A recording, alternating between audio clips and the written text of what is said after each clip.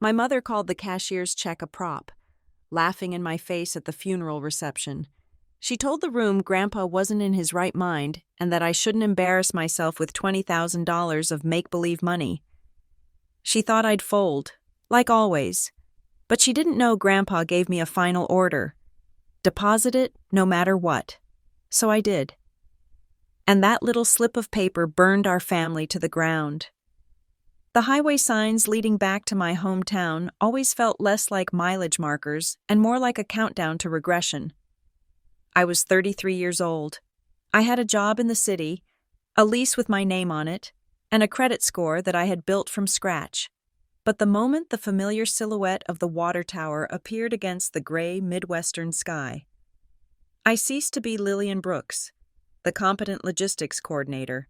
I shrank back down into Lily, the family extra, the soft target. My mother, Elena, had a way of categorizing people. You were either a protagonist or a prop. My younger brother, Davis, was the protagonist. He was the golden boy, the one whose mediocrity was framed as potential and whose failures were always merely bad luck. I was the prop. I was the supporting character who existed to make the protagonist look better, or to absorb the static when the scene wasn't going well. I was the one who was expected to be reasonable when everyone else was being insane. I was driving back because Grandpa was dying. That was the blunt truth of the text message I had received 2 days ago. Not from my mother, but from Davis. Grandpa is fading. Mom is a wreck. You should probably come. I parked my sedan in the hospital parking lot, taking a moment to breathe in the recycled air of the climate control system before stepping out into the humidity. I checked my reflection in the visor mirror.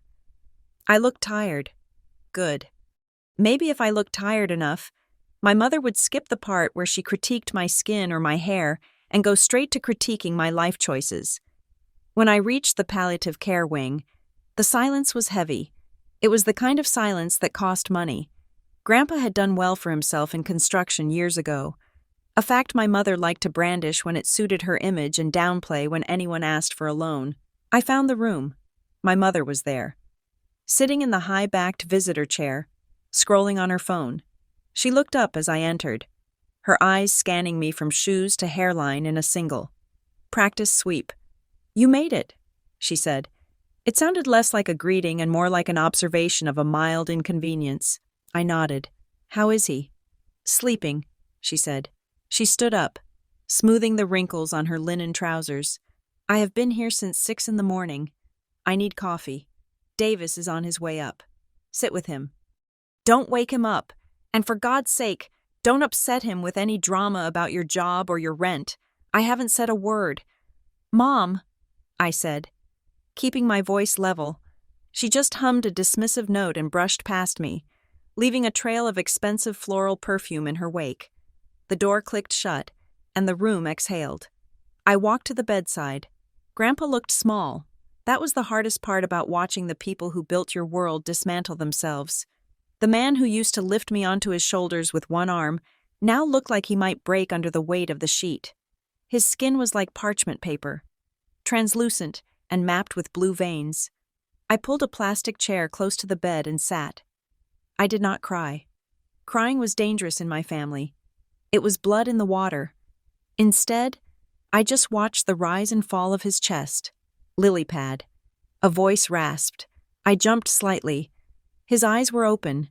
They were cloudy, rimmed with red, but the gaze was sharp. It was him. He wasn't drifting in the morphine haze I had expected. "Hi, Grandpa?" I whispered. I grabbed his hand. It felt cold and dry. "Check the door," he said. His voice was a scrape of gravel. I frowned. "Mom just left. Check it." The urgency in his tone made me stand. I walked to the door, opened it, and looked down the hallway. It was empty except for a nurse pushing a cart near the nurse's station. I closed it and returned to the bed. "It is clear," I said. He tried to shift his weight, grimacing. Under the pillow. "Take it."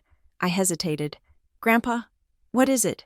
"Take it," he commanded, a flash of his old authority cutting through the weakness. "Before she comes back." I slid my hand under his pillow. My fingers brushed against cool paper. I pulled out a plain white envelope. It was sealed. On the front, in his shaky, unmistakable block lettering, was my name, Lillian. "Put it in your bag," he said. "Deep." I did as he asked, shoving it into the zippered inner pocket of my purse. "Grandpa, what is this?" He took a breath that rattled in his chest. "It is a cashier's check. $20,000. My eyes widened. 20,000? Grandpa, I can't take this. You need this for care. Or for the estate. Mom will— He squeezed my hand with surprising strength. "That is why you are taking it. And that is why it is a cashier's check." "I do not understand," I said. "Regular checks." He wheezed, closing his eyes for a moment as if the effort of speaking was draining his battery. "Regular checks can be stopped by the wrong person. A cashier's check is cash. It is yours." "But why?" I asked. "To get free," he said. He opened his eyes again, and looking at me then was like looking into a well. There was sorrow there, and regret. "You have been the good soldier. Lily, you took the hits. I saw. I always saw." I felt a lump form in my throat, hot and painful. I didn't know he had noticed. I thought he had bought the narrative just like everyone else, that I was the difficult one, the moody one, the one who just couldn't get it right. "Use it," he said. "Deposit it, no matter what they say, no matter what she says. Do you hear me?" "I hear you." I said, "Promise me." "I promise." He let out a long sigh, his grip on my hand loosening. "Good. Now, put some water on my lips. I am dry as a bone." I spent the next hour helping him sip water from a sponge on a stick. We didn't talk about the money again. We talked about the bird feeder outside his window at home, and about the time he taught me to drive his old truck. When my mother returned with Davis in tow, the envelope was burning a hole in my purse, a secret that felt heavier than lead. Davis gave me a side hug, the kind that barely makes contact.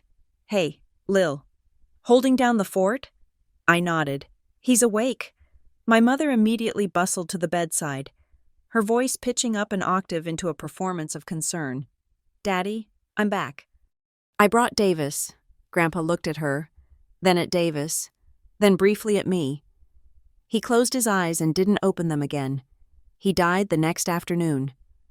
The grief hit me in a delayed wave. When the monitor flatlined, I felt numb. It was logistical. Nurses to call, papers to sign.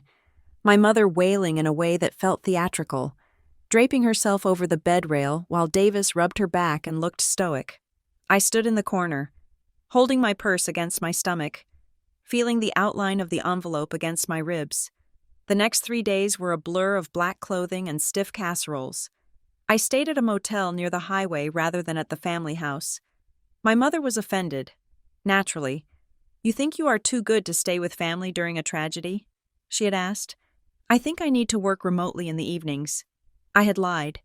The truth was, I couldn't sleep under her roof with the secret in my bag. The funeral was held at the austere brick chapel downtown. It was a humid Tuesday. The air was thick enough to wear. People from the town filled the pews. Men Grandpa had built houses for. Women he had played bridge with. Distant cousins who smelled like mothballs. I sat in the front row, sandwiched between Davis and the aisle. My mother sat on the other side of Davis, clutching a lace handkerchief. I felt like an imposter. They were the family. I was the appendage. After the service, the reception was held at my mother's house. It was a sprawling colonial that Grandpa had paid for 10 years ago when my father left. The living room was crowded. People were balancing paper plates of potato salad and ham on their knees. I had left my purse on the entryway table. It was a small mistake, a fatal mistake. I was in the kitchen, trying to find a clean glass for water. When the volume in the living room dropped, it wasn't a gradual quiet. It was the sudden, sharp silence of a room holding its breath. I walked into the hallway. My mother was standing by the entryway table. My purse was open. She was holding the white envelope. I froze. She ripped it open. The sound of the paper tearing was like a gunshot in the quiet house. "Mom," I said, stepping forward. "That is private." She ignored me. She pulled out the check. Her eyes scanned it, and then she let out a laugh. It was a harsh, brittle sound. She turned to the room, holding the check up between two fingers like it was a dirty tissue. "Look at this," she announced. Her voice was loud, projecting to the back of the room. Poor Daddy. My stomach dropped through the floor. "Mom, please," I said. She looked at me, her eyes glittering with a mix of malice and pity. She walked into the center of the living room. Everyone was watching. Davis was standing by the fireplace, sipping a beer, looking down at his shoes. "Lillian thinks she has hit the jackpot," my mother said to the crowd. She shook her head, toward the check. $20,000. Can you imagine? Toward the end, his mind was just gone. She turned to me, her expression twisting into a sneer. "Don't embarrass yourself with this prop. Lillian, your grandpa wasn't in his right mind. He was writing checks to imaginary people last week. He probably thought you were the nurse." A few people chuckled nervously. It was that awkward, polite laughter people use when they don't know what else to do. "It is a cashier's check." "Mom," I said, my voice shaking. He gave it to me. He knew exactly who I was. She stepped closer to me, invading my personal space. She lowered her voice. But not enough. Everyone could still hear. "Stop it. You are making a scene. You are greedy. And it is ugly. This is a piece of paper. It means nothing. It is a prop from a dying man's delusion."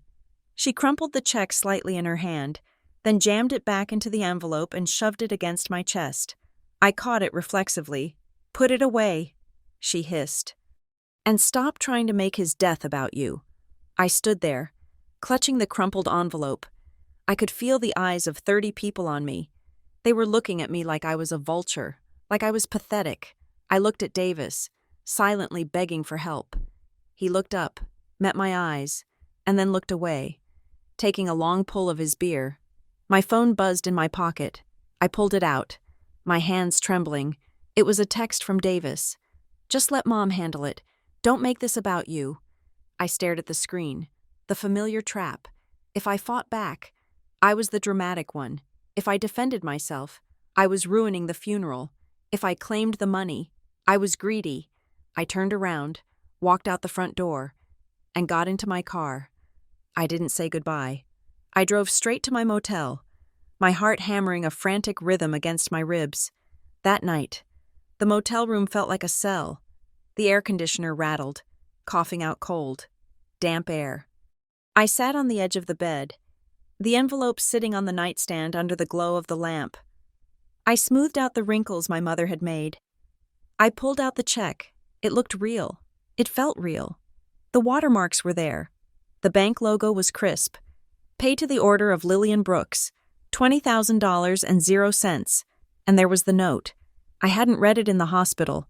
I pulled it out now. It was a single sheet of yellow legal pad paper.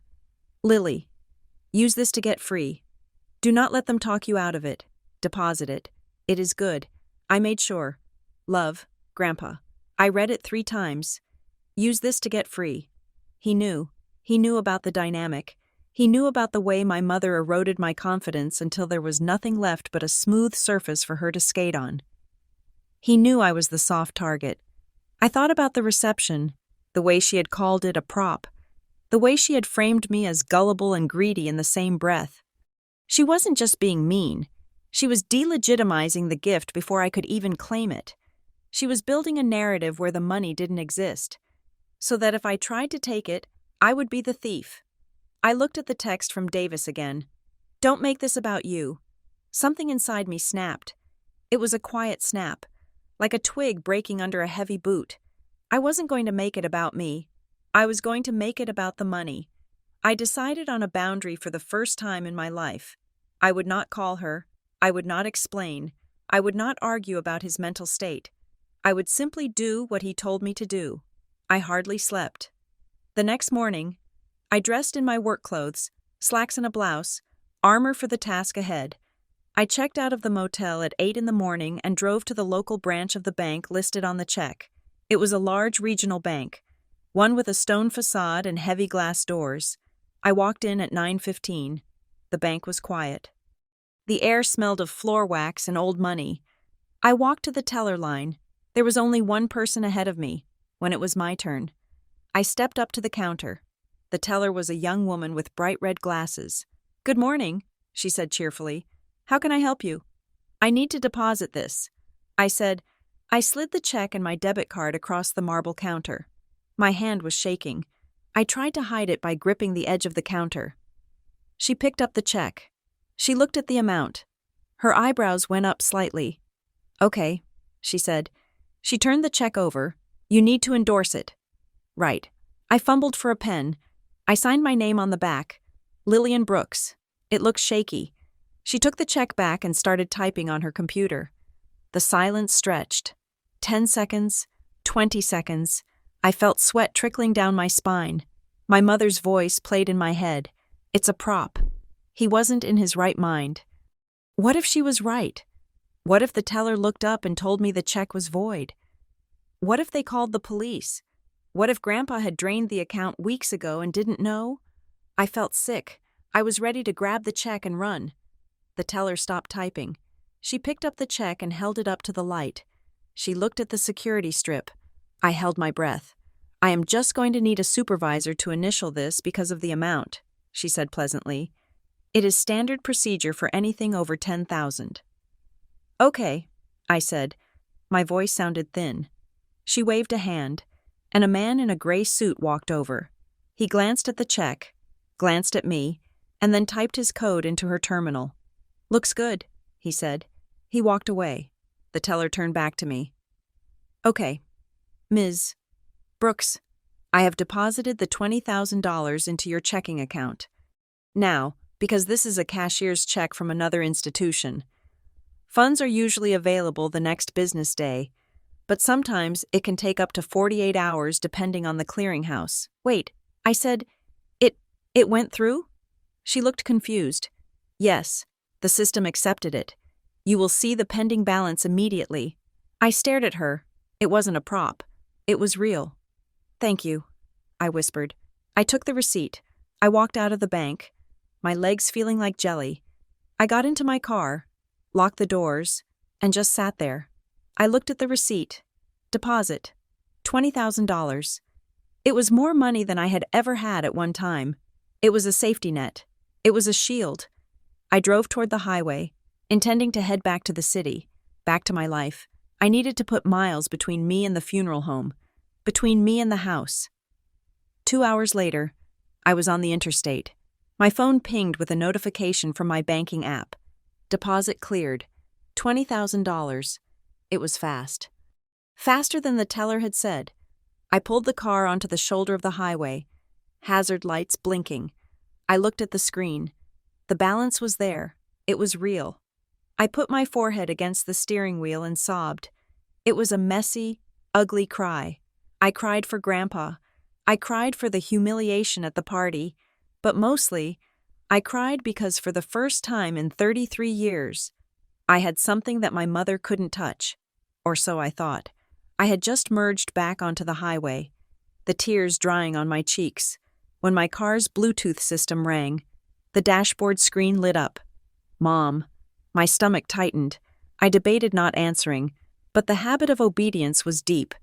I tapped the answer button on the steering wheel. "Hello?" I said. "Lillian?"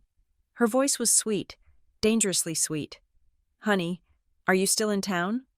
"No," I said. "I am driving back to the city. I have work tomorrow." "Oh." A pause.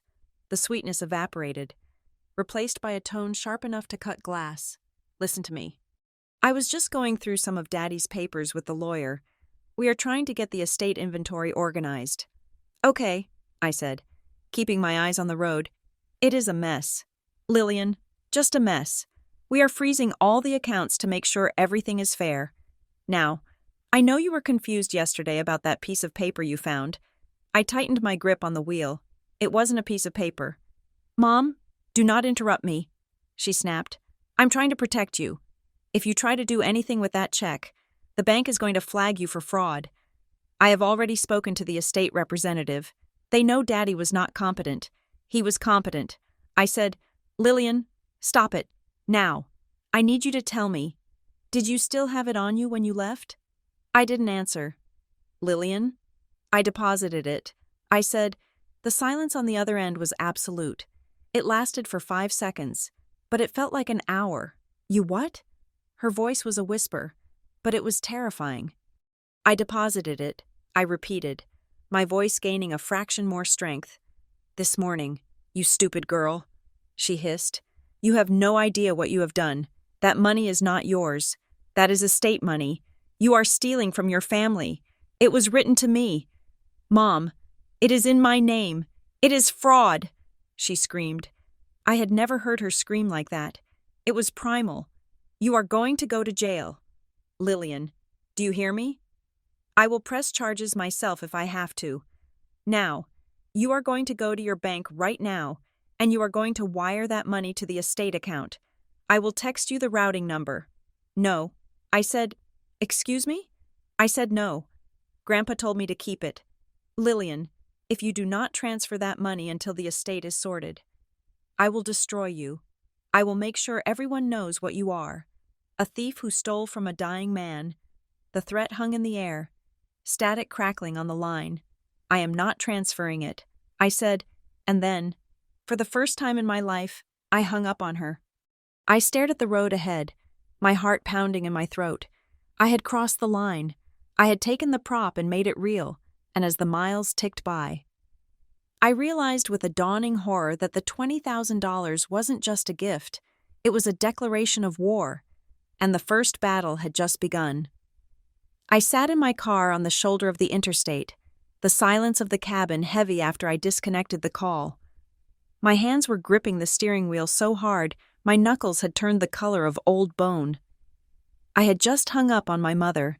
In 33 years of navigating the minefield of her moods, I had never once hung up on her. It felt like I had pulled a pin on a grenade and was now just waiting, counting the seconds until the shrapnel hit. She called back immediately. The screen lit up with her name, pulsing with an angry red light. I watched it ring until it went to voicemail. She called again, and again. I needed to think. I needed to breathe. I pulled back onto the highway, my speedometer creeping up to 70 miles per hour. Putting physical distance between myself and the hometown that felt less like a place of origin and more like a crime scene. When the fourth call came through, I answered it. I don't know why. Maybe it was the conditioning. Maybe I needed to hear it one more time to believe that I was actually doing this. You listen to me. Lillian, she began, her voice low and trembling with a rage she was struggling to contain. You are going to pull over. You are going to open your banking app. And you are going to wire that money. I am not playing games with you. I took a deep breath. The air in the car felt thin. I am not transferring it. Mom, you are stealing, she screamed, the pretense of control vanishing. I am not stealing, I said, my voice surprisingly steady. It was written to me. Grandpa gave it to me. But I have one question. Just one. She paused, breathing heavy on the line.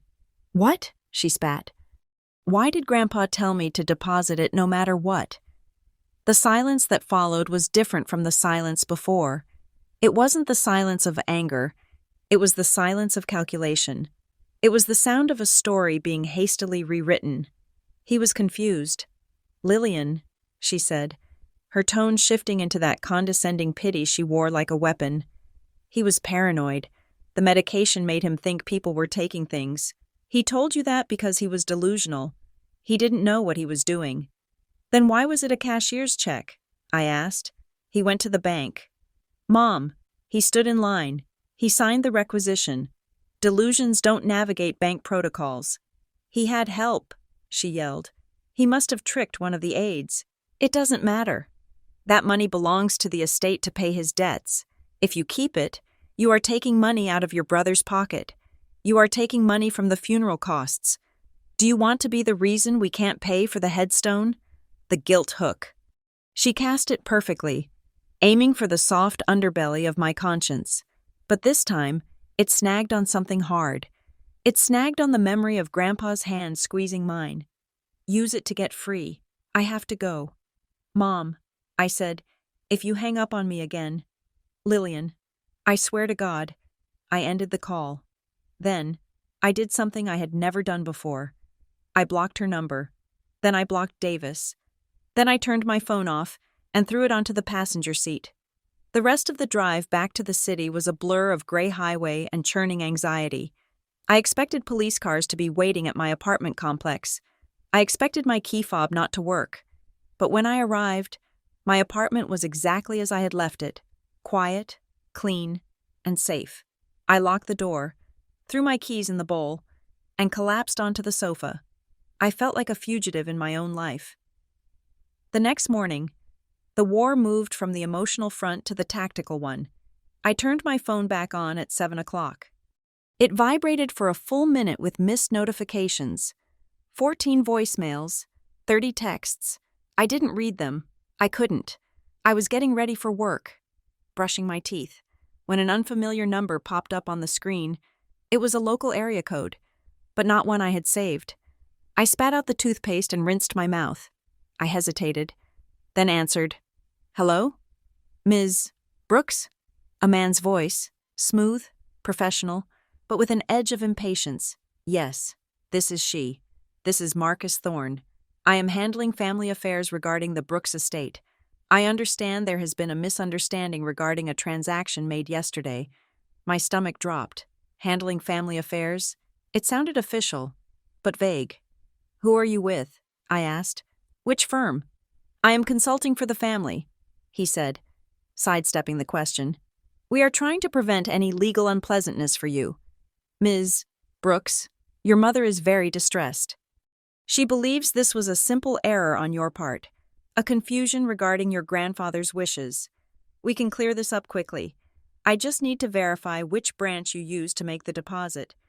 And we can initiate a reversal. A reversal." The word hung in the air. "I thought the check cleared." I said, "It did, technically." He said, "But to avoid a fraud investigation, we can recall the funds if you provide the account details and authorize the transfer. It saves you from having a police record." "Ms. Brooks, nobody wants that. He was moving too fast. He was using fear words, fraud, police record, unpleasantness, if you represent the estate." I said, my hand gripping the phone tight, "Wouldn't you already know where the check was drawn from?" There was a pause, a beat of silence that lasted too long. "We are just trying to expedite the process for you. Lillian," he said, his voice dropping the professional veneer for a second. "We just need your routing number to verify the destination." "You called me Lillian." I said, "I didn't tell you my first name." I hung up. My hands were shaking again. That wasn't a lawyer. That was a fishing expedition. Someone was trying to scare me into handing over the keys to the account. I went to work, but I was a ghost. I sat at my desk, moving spreadsheets around, staring at logistics timetables that made no sense. Every time the phone on my desk rang, I jumped. Around 2 in the afternoon, my manager, Sarah, stopped by my cubicle. Sarah was a kind woman, efficient and fair, the kind of boss who remembered your birthday and asked about your weekend. But today, her face was tight. "Lillian, can I speak with you in my office for a moment?" she asked. I stood up, my legs feeling heavy. "Sure." We walked into her glass-walled office. She closed the door. She didn't sit down behind her desk. She leaned against the edge of it, crossing her arms. "Is everything okay at home?" she asked gently. I swallowed. "My grandfather passed away this week. I was just at the funeral. I know. And I am so sorry," she said. "But, Lillian, I had a very strange call about an hour ago." My heart hammered against my ribs. "A call?" "Yes, a man. He didn't leave a name. He said he was calling from a credit risk department, asking to verify your employment. That is standard. Sometimes, if you're buying a car or a house, but then he asked if there were any disciplinary actions on your record regarding financial fraud or embezzlement." The room spun. I grabbed the back of the visitor chair to steady myself. "What?" I whispered. "He asked if we had ever had issues with your honesty handling company funds," Sarah said, her eyes searching mine. "Lillian." I told him absolutely not. You are one of my most trusted coordinators. But he made it sound like you were in trouble. Is there something going on? I felt the heat rising in my face, a mix of humiliation and fury. They had called my job. They were willing to torch my reputation, to endanger my livelihood, just to rattle me. It is a family dispute. Sarah, I said, my voice trembling. My grandfather left me a gift, and my family is trying to contest it. They are trying to scare me. I have never committed fraud in my life. Sarah softened. She reached out and touched my arm. Okay, I believe you. But you need to know that whoever this is, they are aggressive. You might want to let HR know, just in case they call the main line. I nodded, feeling tears pricking my eyes. I will. Thank you for telling me. I walked back to my desk, packed my bag, and typed a quick email to HR explaining a harassment situation regarding a family estate dispute. Then I left for the day. I couldn't sit there exposed. I needed answers, real answers, not the gaslighting my mother was feeding me. I drove straight to the bank, not the branch in my hometown, but a main branch downtown in the city. I needed to talk to someone who didn't know my last name, someone who didn't know the rumors my mother was likely spreading at the local grocery store. I asked to speak to a fraud specialist. After a 20-minute wait in the lobby, drinking stale water from a paper cone, I was ushered into an office. Mr. Henderson was a man in his 50s with a calm demeanor and a tie that looked like it had been tied with mathematical precision. He listened quietly as I explained the situation. The check, the deposit, the threats, the phone calls. I placed my ID and the deposit receipt on his desk. Am I in trouble? I asked. Is the check fake? Mr. Henderson typed on his keyboard for a moment, his eyes scanning the screen. He clicked a few times, then leaned back. Ms. Brooks, he said, his voice level. The check is legitimate. It was issued by a solvent institution. The funds have cleared. The money is in your account. But my mother, she says it can be canceled. She says they can stop it because he wasn't in his right mind. Mr. Henderson shook his head slightly. That is a common misconception. A cashier's check is not like a personal check. When your grandfather purchased that check, the bank withdrew the funds from his account immediately and placed them into the bank's own account. The check is a direct obligation of the issuing bank, not your grandfather, to cancel a cashier's check. The purchaser, your grandfather, would have had to return the original check to the bank. But he is dead. I said, exactly. Mr. Henderson said, since the check is in your possession and you have endorsed it, it is valid. For a third party to stop payment now, they would have to prove that the check was lost, stolen, or destroyed, and they would have to post a surety bond, essentially an insurance policy, for twice the amount of the check to protect the bank from liability. It is a long, difficult legal process. They cannot just call and cancel it because they don't like that you have it. I let out a breath. I felt like I had been holding for 2 days. So the money is safe? The money is safe, he confirmed. However, he turned his monitor slightly so I could see a log of notes. Your account has been flagged with 3 inquiries today, one from a family representative, one claiming to be your brother, and one from a number that matches the one you described. They were fishing for your balance and your transaction history. We denied them all, obviously. But Ms. Brooks, if you are being pressured, you need to secure your information. What do I do? I asked. We are going to set up a verbal password on your account, he said.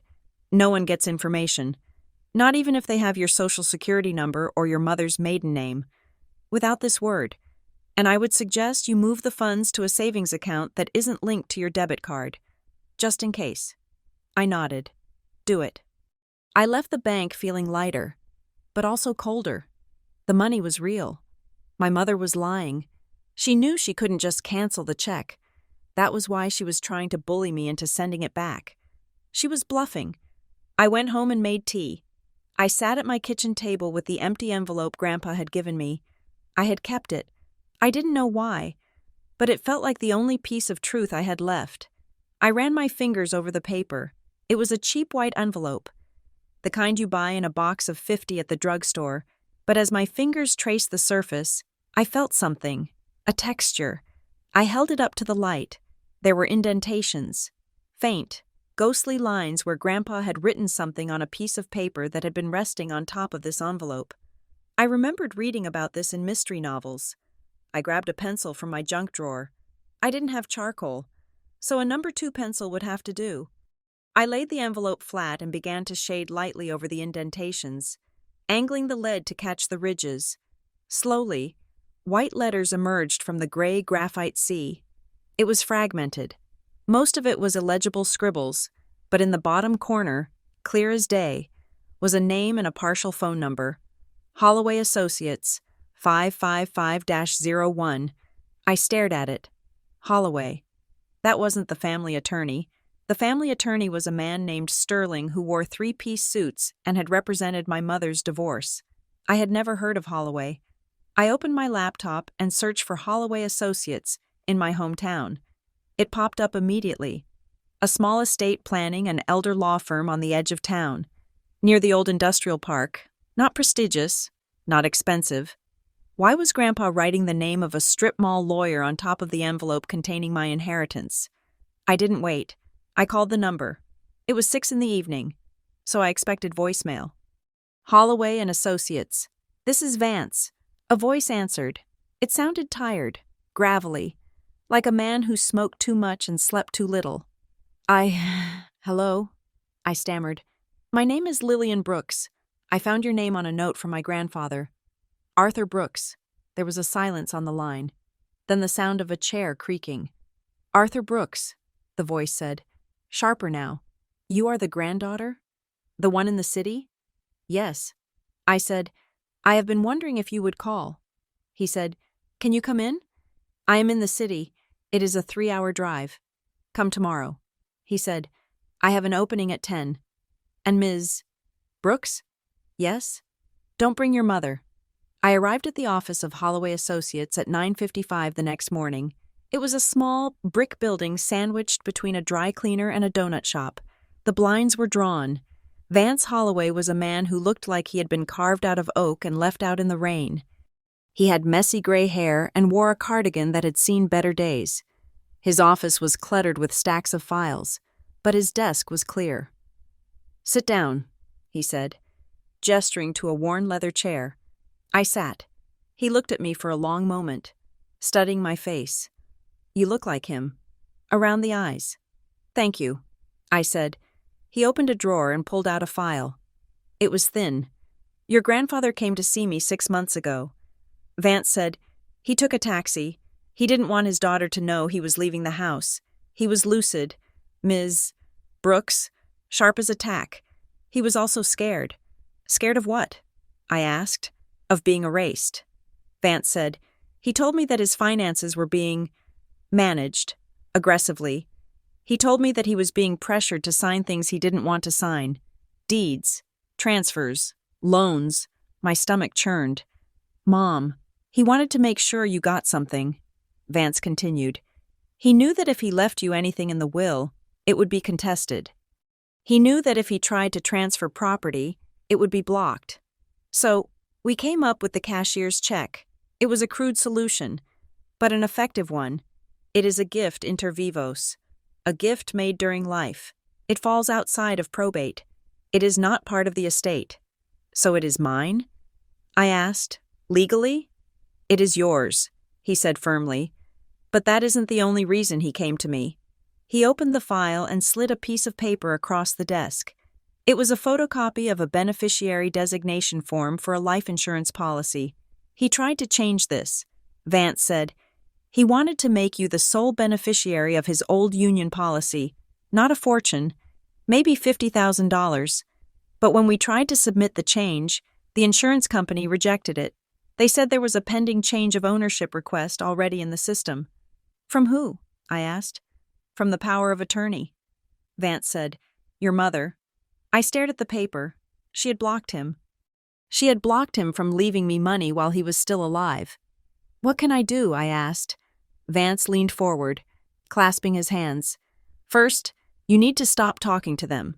No texts, no calls. If they show up at your door, you call the police. Second, we need to file a demand for notice. We need to see every piece of paper they file with the probate court. We need the inventory. We need the accounting. Can they take the 20,000 back? I asked. They can try, Vance said. They can sue you for undue influence. They can claim you manipulated an old man, but they have to prove it, and the burden of proof is on them. He paused, looking at me with a grim sympathy. But I have to warn you, Lillian, if you fight this, they will come for you. They will try to destroy your character. They will say you are mentally unstable. They will dig up every mistake you have ever made. They already are, I said, thinking of the call to my boss. Vance nodded. Then we fight back. But we fight with paper, not screaming matches. You are going to sign a retainer with me today. $1. That makes me your attorney of record. Then, every time they text you, you reply with one sentence. Please direct all future communication to my attorney, Mr. Vance Holloway. I reached for my purse and pulled out a dollar bill. I smoothed it out on the desk. I am in. I said. We spent the next hour going over the strategy. I felt a strange sensation growing in my chest. It wasn't happiness, exactly. It was the feeling of a spine stiffening. For the first time, I wasn't just taking the hits. I was putting on a helmet.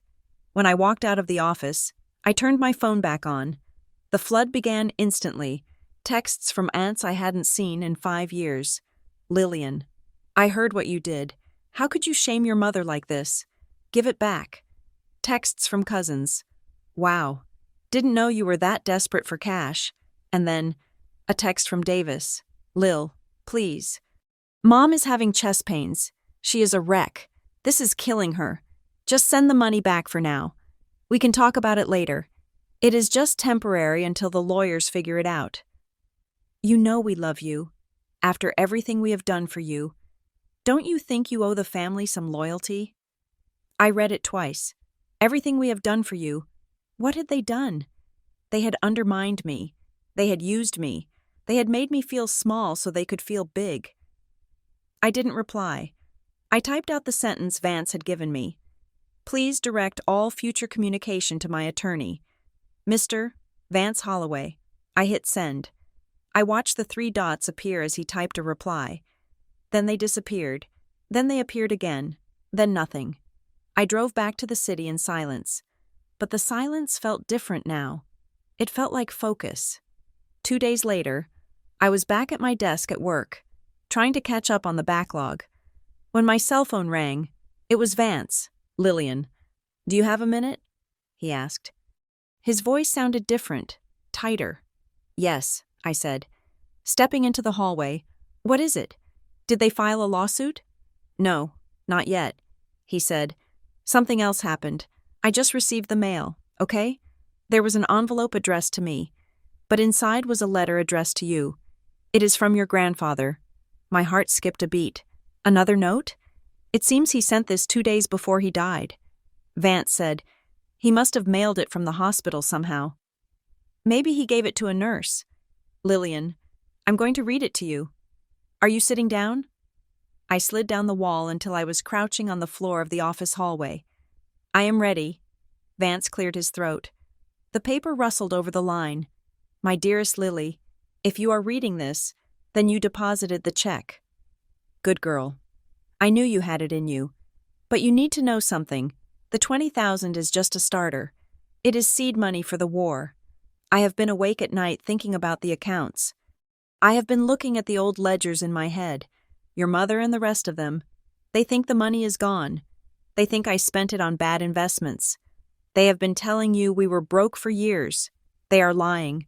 They have been borrowing against the truth for years. There is more. Lily, much more. And they stole it. Check the storage unit on 4th Street. Unit 302. The code is your birthday.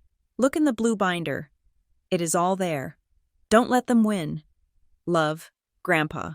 Vance stopped reading. The silence on the line was electric. Lillian? He said. I was staring at the carpet pattern, my mind reeling, borrowing against the truth, seed money for the war. It wasn't just about the $20,000. It never was. The check was bait. It was the first breadcrumb in a trail I didn't even know existed. Mr. Vance, I said, my voice hard and cold. Yes? When can we get a court order to open a storage unit? We don't need a court order if you have the key or the code, and it isn't part of the inventoried estate yet. He said, but if they find out it exists, they will lock it down. Then we need to move fast. I said. I stood up, dusting off my skirt. The fear was gone. It had burned away, replaced by a cold, sharp anger. I hung up the phone. I looked at the text from Davis still sitting in my inbox. After everything we have done for you, oh, Davis, I thought, you have no idea what you have done for me. You just gave me a reason to burn it all down. I walked back to my desk, picked up my purse, and walked into Sarah's office. I need to take a personal day tomorrow. Sarah, I said. She looked at my face, saw the steel in my eyes, and nodded. Do what you have to do. Lillian. I walked out of the building, into the bright sunlight. And for the first time in my life, I didn't feel like a prop. I felt like the protagonist. And the plot was about to get very interesting. The fluorescent lights of the county probate clerk's office hummed with a sound that felt like a headache waiting to happen. I had taken another day off work, burning through my vacation time to stand at a counter that smelled of dry paper and bureaucracy. Vance had sent me with a list of document request numbers. But the clerk, a woman named Beverly with tired eyes and a cardigan buttoned to her chin, was moving with the speed of a glacier.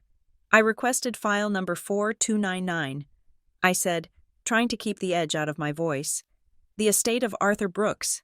It is checked out, Beverly said, not looking up from her computer. Checked out? I asked. By whom?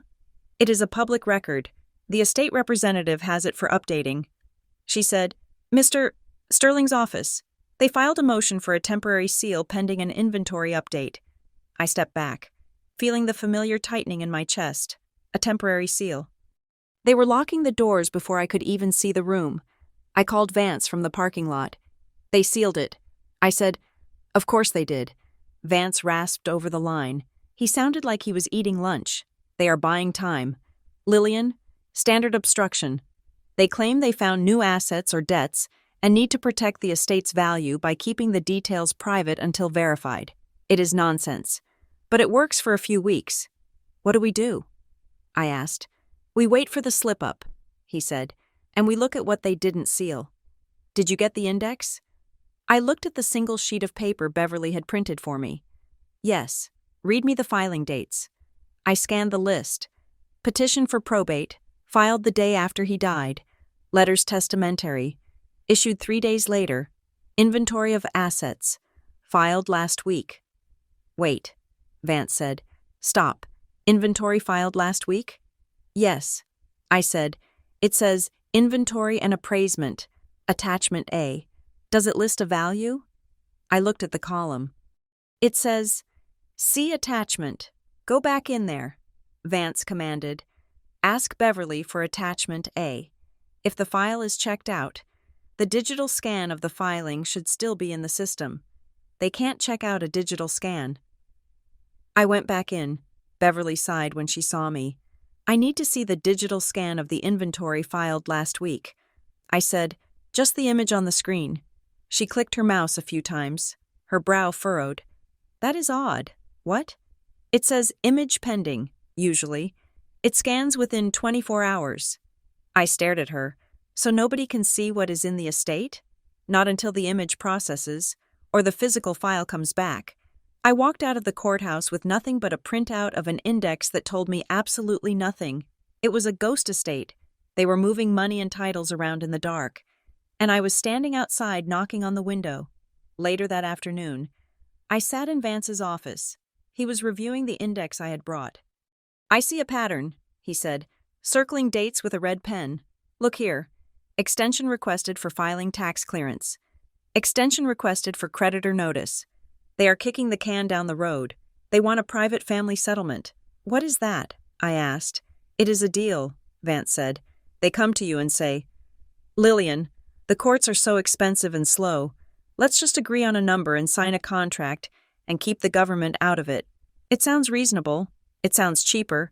But it is the primary way families hide theft. If you sign a settlement, you waive your right to see the full accounting. You agree to take their word for what the total is. They know I won't sign. I said, do they? Vance looked at me over his reading glasses. Or do they think they can squeeze you until you break? He swiveled his chair to a filing cabinet and pulled out a thin folder. While you were at the courthouse fighting with Beverly, I did some digging into the deed registry. This is public land capability data. It is harder to hide. He laid a deed on the desk. Your grandfather set up a trust 6 years ago. Vance said, the Arthur Brooks Revocable Trust. I frowned. I never heard of it. That is the point of a trust. Vance said, privacy. But here's the interesting part. He transferred one specific asset into it, a small savings account at a credit union in the next county over. And the trust document, which was referenced in a deed transfer for a small plot of land he sold years ago, lists the successor trustees. Who are they? First, your mother. But if she is unable or unwilling to serve, or if there is a conflict of interest regarding the specific asset, he tapped the paper. The secondary trustee is Lillian Brooks. I stared at my name. He put me in charge? Only of this specific trust. Vance said, and guess what? This trust is separate from the will. It doesn't go through probate. It bypasses Mr. Sterling and his seal. What is in it? I asked. Vance smiled. A dry, grim expression. We are going to find out. I am sending a demand letter to the credit union today asserting your status as a potential beneficiary and trustee. If your mother has drained it, we will know, and if she has, that is a felony. The war was escalating.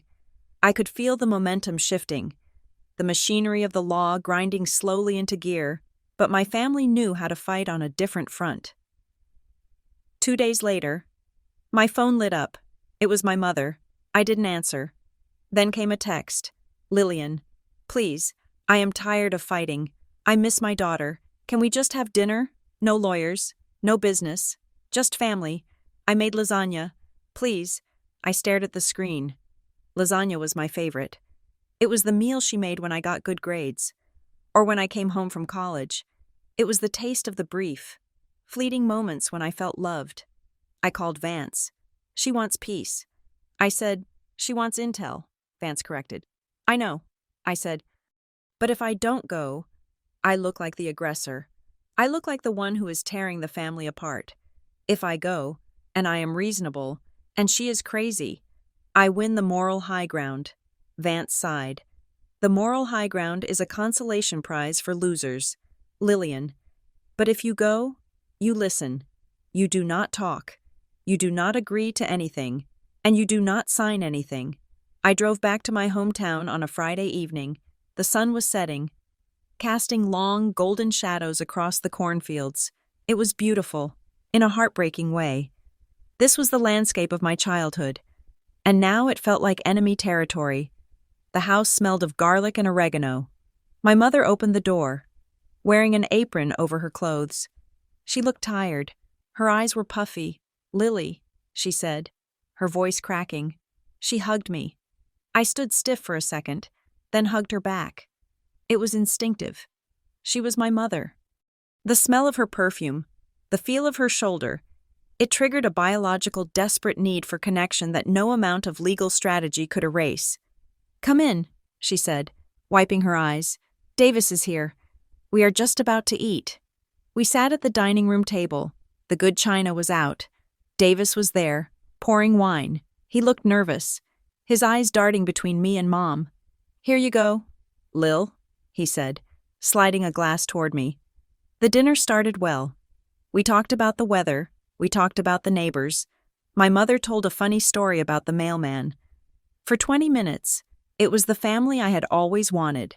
No snide remarks, no comparisons, just warmth. I felt myself relaxing. The knot in my stomach loosened. Maybe she really was grieving. Maybe the lash out at the funeral was just stress. Maybe I was being too hard on her. I was going through your old photo albums today, my mother said, spooning a second helping of lasagna onto my plate. You were such a sweet baby. Lillian, always smiling. Do you remember that trip we took to the lake? You caught that little sunfish. I smiled. I remember. Dad had to take it off the hook because I was crying. She laughed softly. You were always so tender-hearted. That is what I love about you. You feel things deeply. She reached across the table and took my hand. That is why I worry, she said, her voice dropping to a whisper. This business with the check. It isn't you. Lillian, it is too aggressive. It is not your nature. I stiffened. Here it comes. I am just doing what Grandpa asked, I said quietly. I know you think that, she said, squeezing my hand. But you don't know the whole picture. There are debts, honey, big debts. If we don't pool our resources, we might lose the house. I looked at her. Grandpa had plenty of money. Mom, he built half this town. He leveraged it, she said quickly. He was leveraged to the hilt. That 20,000? It was a drop in the bucket. And honestly, when I saw that it cleared your account at 9:15 on Tuesday, I just felt sick, because that money was earmarked for the property tax. I froze. What did you say? I asked. She looked at me, her eyes wide and innocent. What? You said you saw it cleared at 9:15 on Tuesday. She blinked. Well, yes, I assume that is when banks open. No, I said, pulling my hand away. You said you saw it cleared, and you got the time right. Exactly right. She faltered. Her smile flickered, the edges trembling. Well, the lawyer told me. The bank notified the estate. The bank does not notify the estate of the exact minute a check clears in a personal account, I said, my voice rising. And Mr.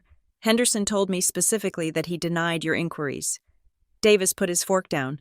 The clatter against the china was loud. Lil, calm down, he said. How do you know my banking activity? I asked. Standing up, my mother's face changed. The mask of the grieving, loving matriarch melted away, revealing the cold, sharp iron beneath. Sit down. Lillian, she snapped. You are accessing my account. I said, how? I have two-factor authentication. I have... Then it hit me. The security questions. What is your mother's maiden name? What is the name of your first pet? What street did you grow up on? She knew all of them. She didn't need to hack me. She just needed to be me. You pretended to be me. I whispered. You called customer service and reset my access. I am your mother, she shouted, slamming her hand on the table. I have a right to know if you are stealing from this family. I grabbed my purse. I am leaving. You walk out that door, and you are dead to me, she screamed. I walked out the door. I drove to the nearest gas station and parked under the harsh LED lights. My hands were shaking so bad I could barely hold my phone.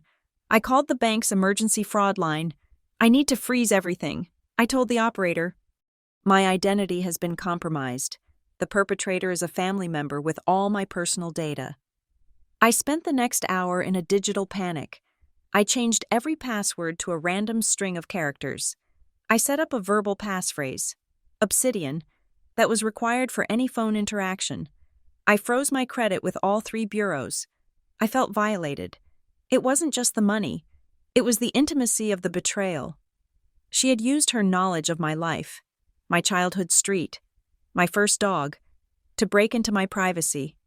The next morning, back in the city, the hangover from the emotional ambush was heavy.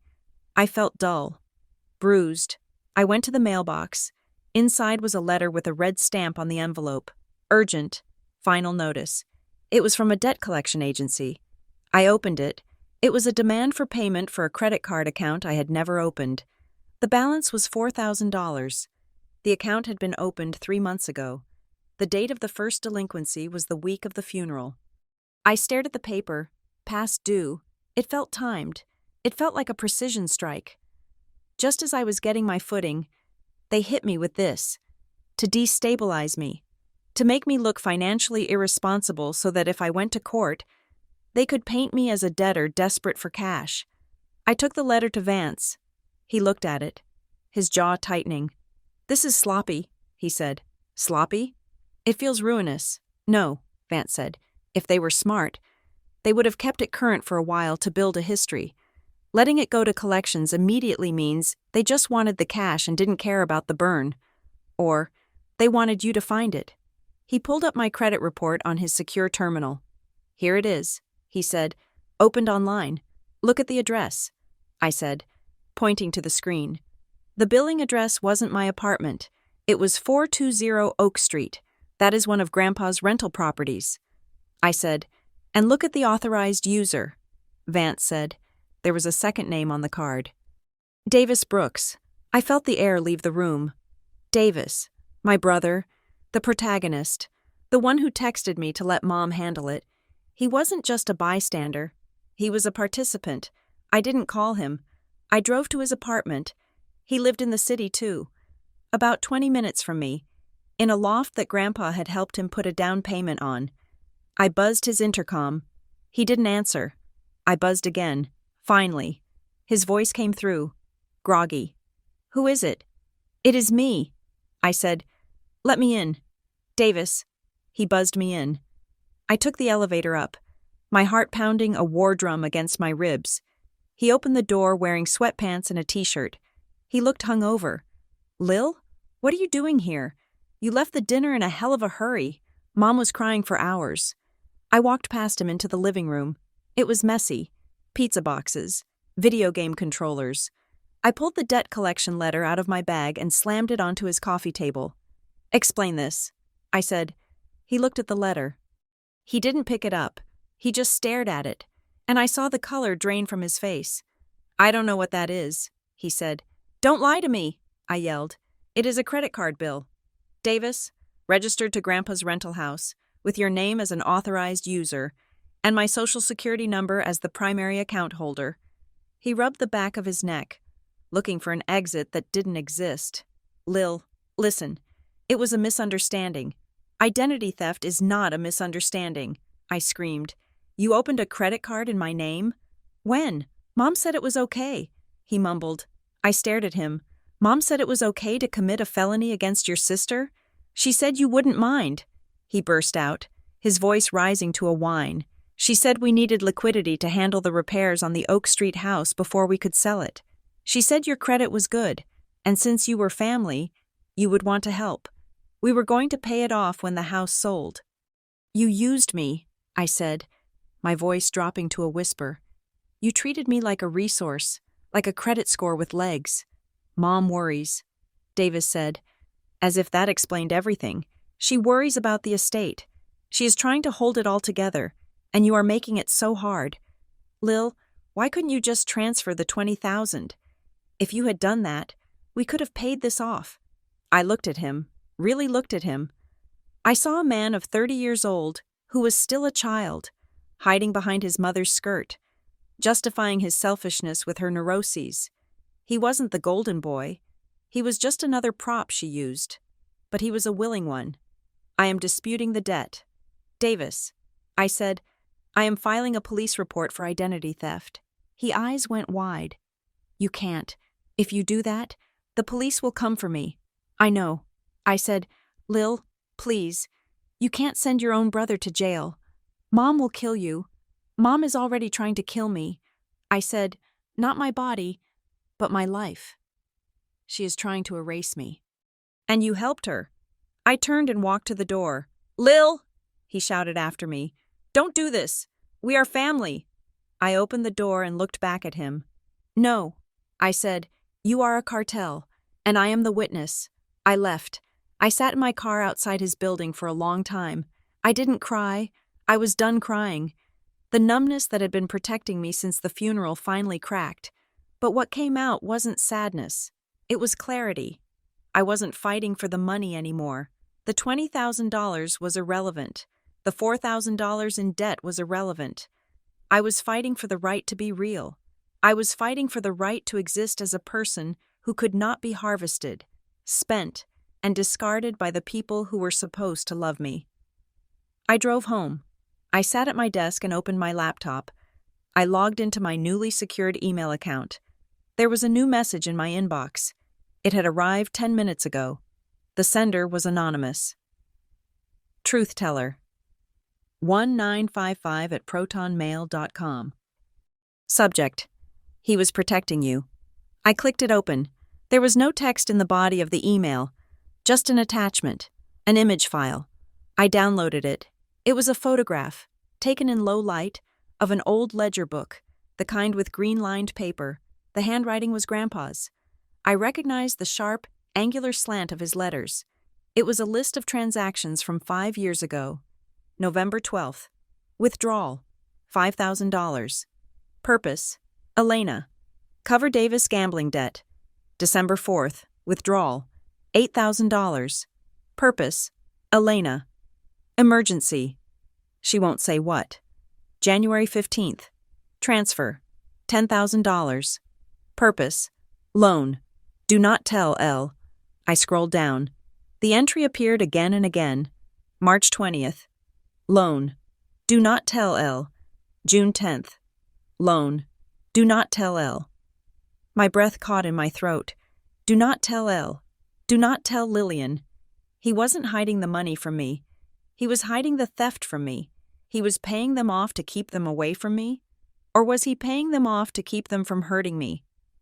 I looked closer at the image. At the bottom of the page, in red ink, Grandpa had written a note to himself. If she knows how much they take, she will try to save me. I cannot let her drown too. I touched the screen. He knew. He knew everything. He saw me not as the extra, but as the one person worth saving. And he had bought my safety with his silence. But the silence was over. I hit reply. Who are you? I waited. No answer. I forwarded the image to Vance. We need to find this book. I wrote. The reply came back instantly. We will. Tomorrow. I closed the laptop. The sun had gone down. My apartment was dark. But for the first time, I wasn't afraid of the dark. I knew what was hiding in it now, and I was coming for them. The email from the anonymous truth-teller 1955 was a map. But it was a map to a battlefield, not a treasure chest. The image of the ledger page had burned itself into my retinas. The repetitive, damning scrawl of loan, do not tell. It was the Rosetta Stone of my family's dysfunction, translating years of vague guilt and manufactured scarcity into hard, cold math. The next morning, the sky was a bruised purple, heavy with rain that hadn't fallen yet. I met Vance in the parking lot of a self-storage facility on the outskirts of my hometown. It was one of those beige, corrugated metal fortresses that exist in the peripheral vision of America, places where people store the things they can't bear to throw away, but don't want to live with. Vance was leaning against his sedan, smoking a cigarette. He looked tired. He dropped the butt and crushed it under the heel of his loafer as I pulled up. You have the code?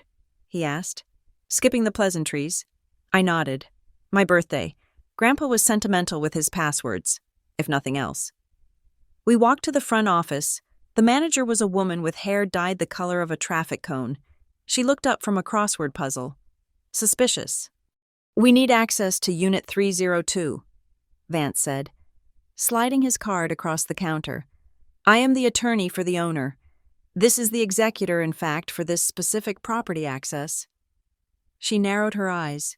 302? You are the second crew to ask about that one this week.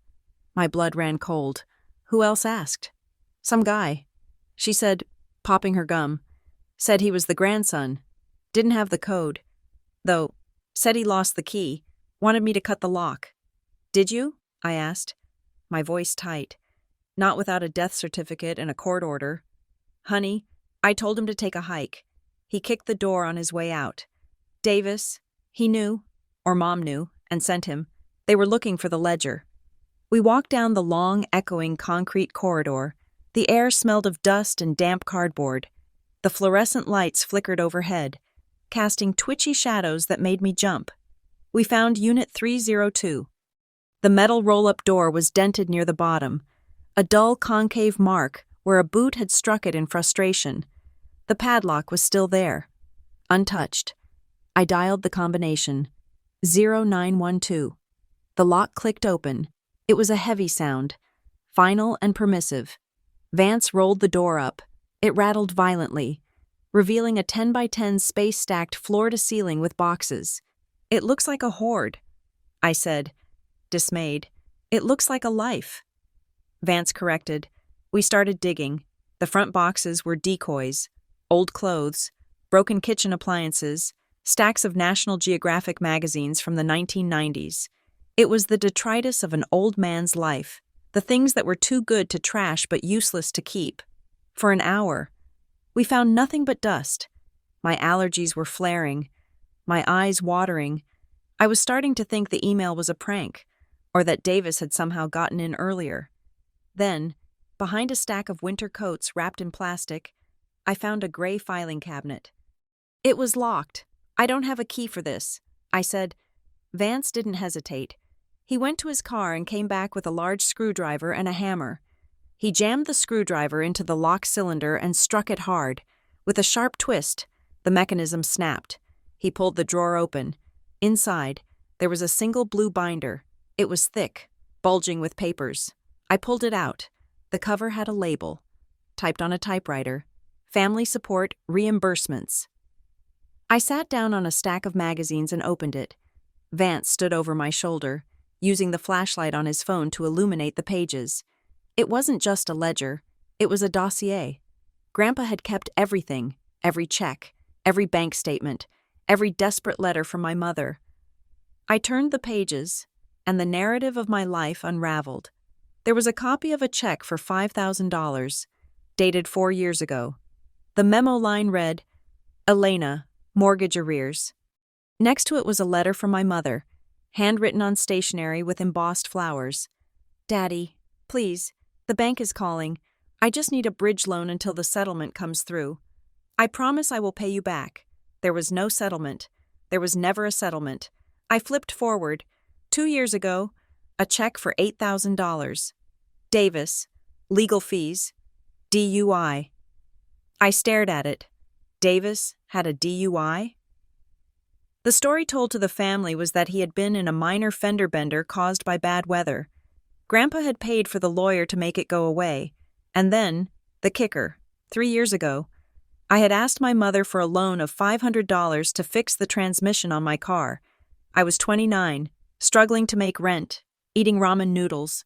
She had told me, with tears in her eyes, "Lillian, I wish I could, but with Grandpa's medical bills, there is just no money. We are all tightening our belts." I found the bank statement from that same month.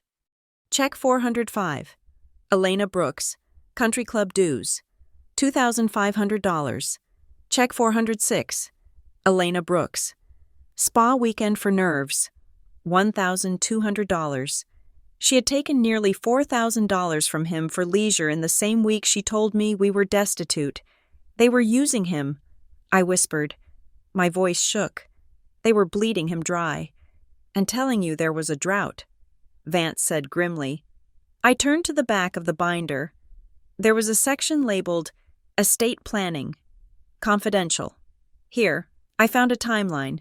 Grandpa had drawn it himself on graph paper. It was a timeline of his own death. He had marked the date of his diagnosis. Then, he had marked dates in the future with question marks. And then, a note in red ink. "They are waiting for me to die to move the Oak Street title. Elena thinks I don't know she forged the quitclaim deed draft. She is waiting for the power of attorney to become absolute." And below that, the $20,000 is the trigger. If Lillian deposits it, she is awake. If she returns it, she is lost.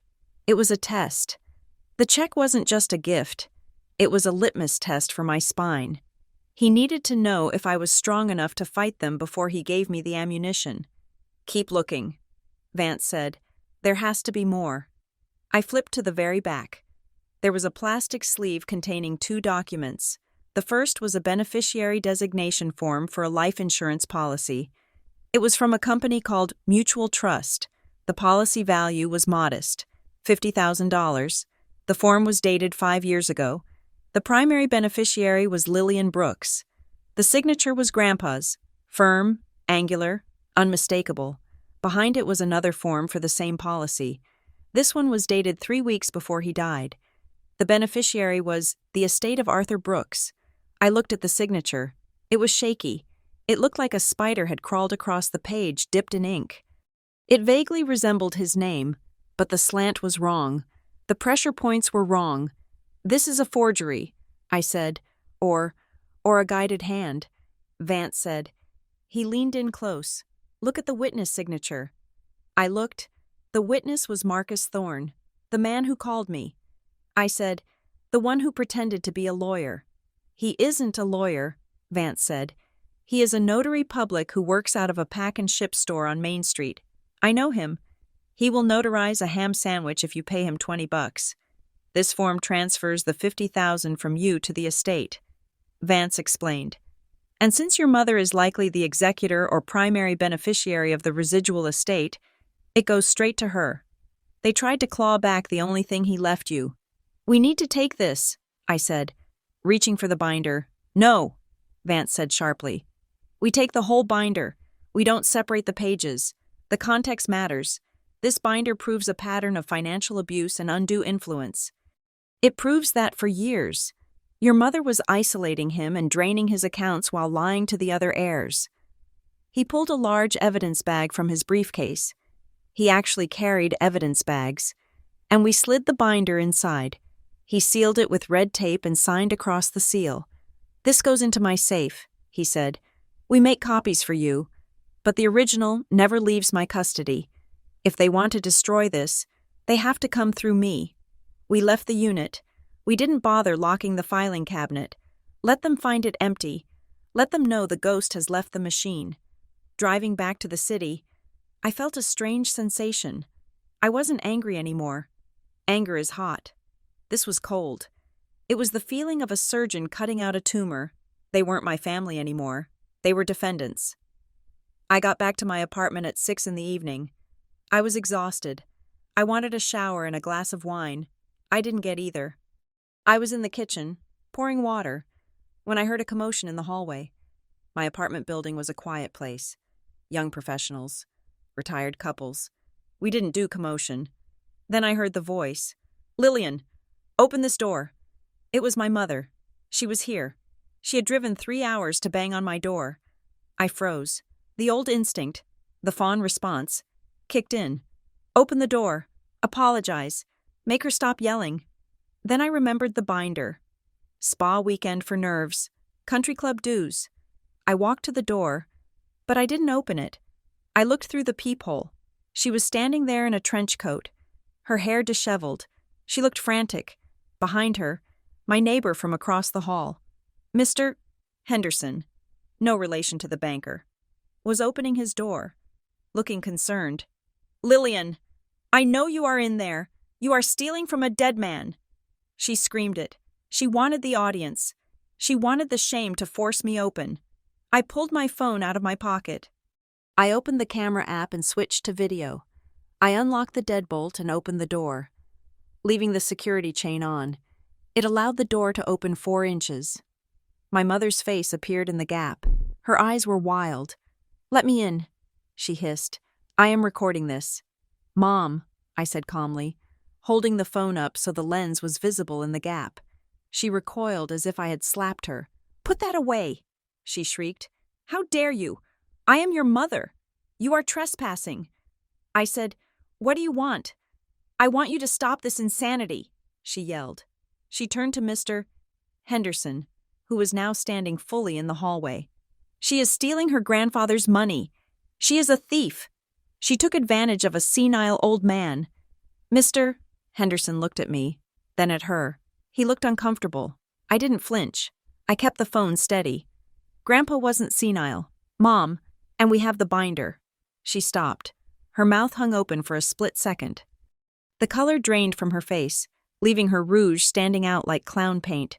What binder? She whispered. The blue one. I said, Unit 302? We have the ledger, we have the checks, we have the fake reimbursements, and we have the life insurance change form you had Marcus Thorne witness. Her hands started to shake. She gripped the doorframe. You broke into his unit, she said. That is burglary. I have a key. I said, and I am a trustee. She stared at me. For a moment, I saw pure, unadulterated hatred in her eyes. It wasn't the annoyance of a parent dealing with a difficult child. It was the hatred of a parasite looking at the host that had just cut off the blood supply. You are going to ruin us, she said. Her voice broke, and she started to cry. But it was the loud, jagged crying she used to get her way with waitstaff and customer service reps. Oh God. Lillian, how can you be so cruel?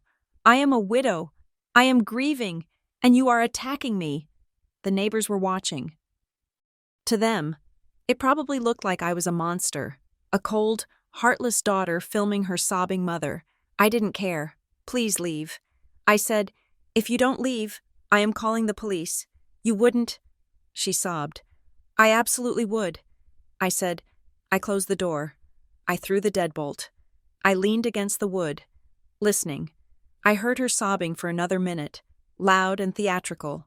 Then, when the silence from behind the door stretched too long, the sobbing cut off abruptly. I heard the click of heels walking away toward the elevator. I slid down to the floor. I was shaking, but not from fear. I was shaking from adrenaline. I looked at the video on my phone. I had proof. Proof of her erratic behavior. Proof of her knowledge of the binder. I felt cold. Ice cold. Is this what it takes? I wondered. Is this what safety feels like? It didn't feel warm. It felt like wearing a suit of armor in a freezer. But I was safe. She couldn't touch me. My phone buzzed. It was Vance. Check your email. I found something in the box you missed. I got up and went to my laptop. Vance had sent a scan. I was going through the loose papers in the bottom of the box. He wrote, "Look at this." It was a page from a pocket calendar. A small, leather-bound daily planner. The date was 3 weeks before Grandpa died. The entry was written in Grandpa's hand. 10 a.m. Meeting with Lillian and Vance H. regarding the plan. Do not tell Elena. I stared at the screen. Meeting with Lillian. But I never had a meeting with him and Vance 3 weeks ago. I was in the city. I hadn't seen Vance until after the funeral. I read it again. Meeting with Lillian. Then I realized he wasn't meeting with me. He was meeting about me. He was personifying his intention. To him. The meeting was with my future. But then I looked closer at the scan. There was a second entry on the same day. At 2 p.m. 2 p.m. Doctor. Embarrass checkup. Cognitive test passed. 28 out of 30. I gasped. Dr. Embarrass. The neurologist. Grandpa had gone to a neurologist on the same day he finalized the cashier's check plan. He had taken a cognitive test, and he had recorded the score. He had built a fortress of evidence. He knew they would call him crazy. So he got certified sane. He played them. I whispered. He played them all. I forwarded the email to my secure folder. This was the silver bullet. If they claimed he was incompetent. We had a calendar entry referencing a medical test from that very week. We just needed to subpoena Dr. Embarrass's records. I went to bed that night feeling a strange sense of peace.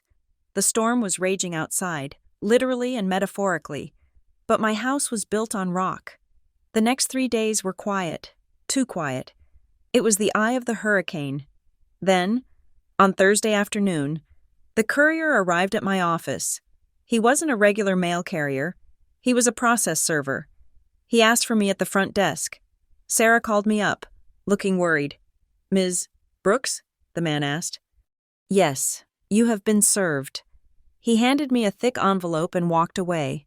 I opened it right there in the lobby. State Court of Civil Appeals. In re, the estate of Arthur Brooks. Emergency petition for temporary restraining order and return of assets. Petitioner, Elena Brooks. Executrix. Respondent, Lillian Brooks.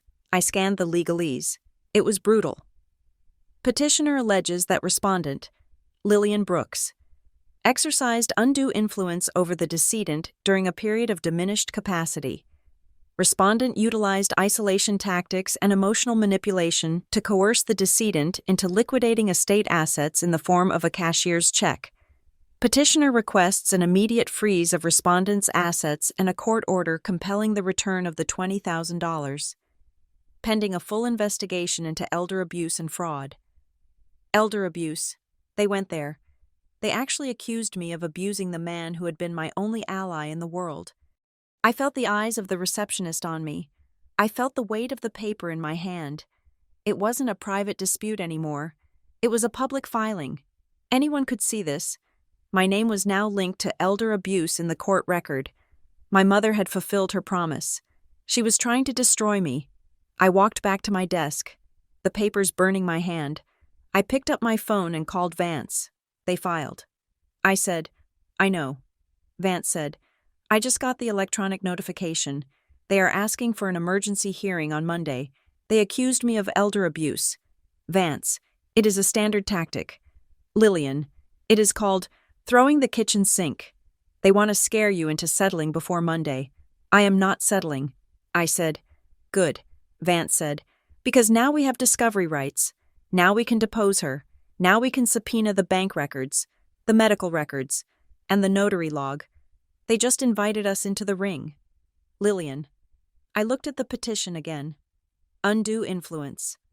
I thought about the calendar entry. Cognitive test passed. I thought about the binder. Spa weekend for nerves. I thought about the check. Use it to get free. Let's go to court. I said. I hung up. I looked out the window at the city skyline. I was done being the soft target. I was done being the prop. They wanted a villain? Fine. I would be the villain who burned their house of cards down. I sat down and started typing my statement for the court. I didn't tremble. I didn't hesitate. I wrote the truth. And for the first time in 33 years, I wasn't afraid of who heard it. The weekend before the hearing was a study in contrasts. Inside my chest, there was a screaming, panicked animal clawing at the ribcage, demanding that I call my mother, apologize, and beg for the return of the safety I had known for 33 years. But on the outside, I was a statue. I sat in Vance's office, my hands folded on the mahogany conference table, watching him build a timeline that would either save me or condemn me. Vance was a man who spoke the language of paper.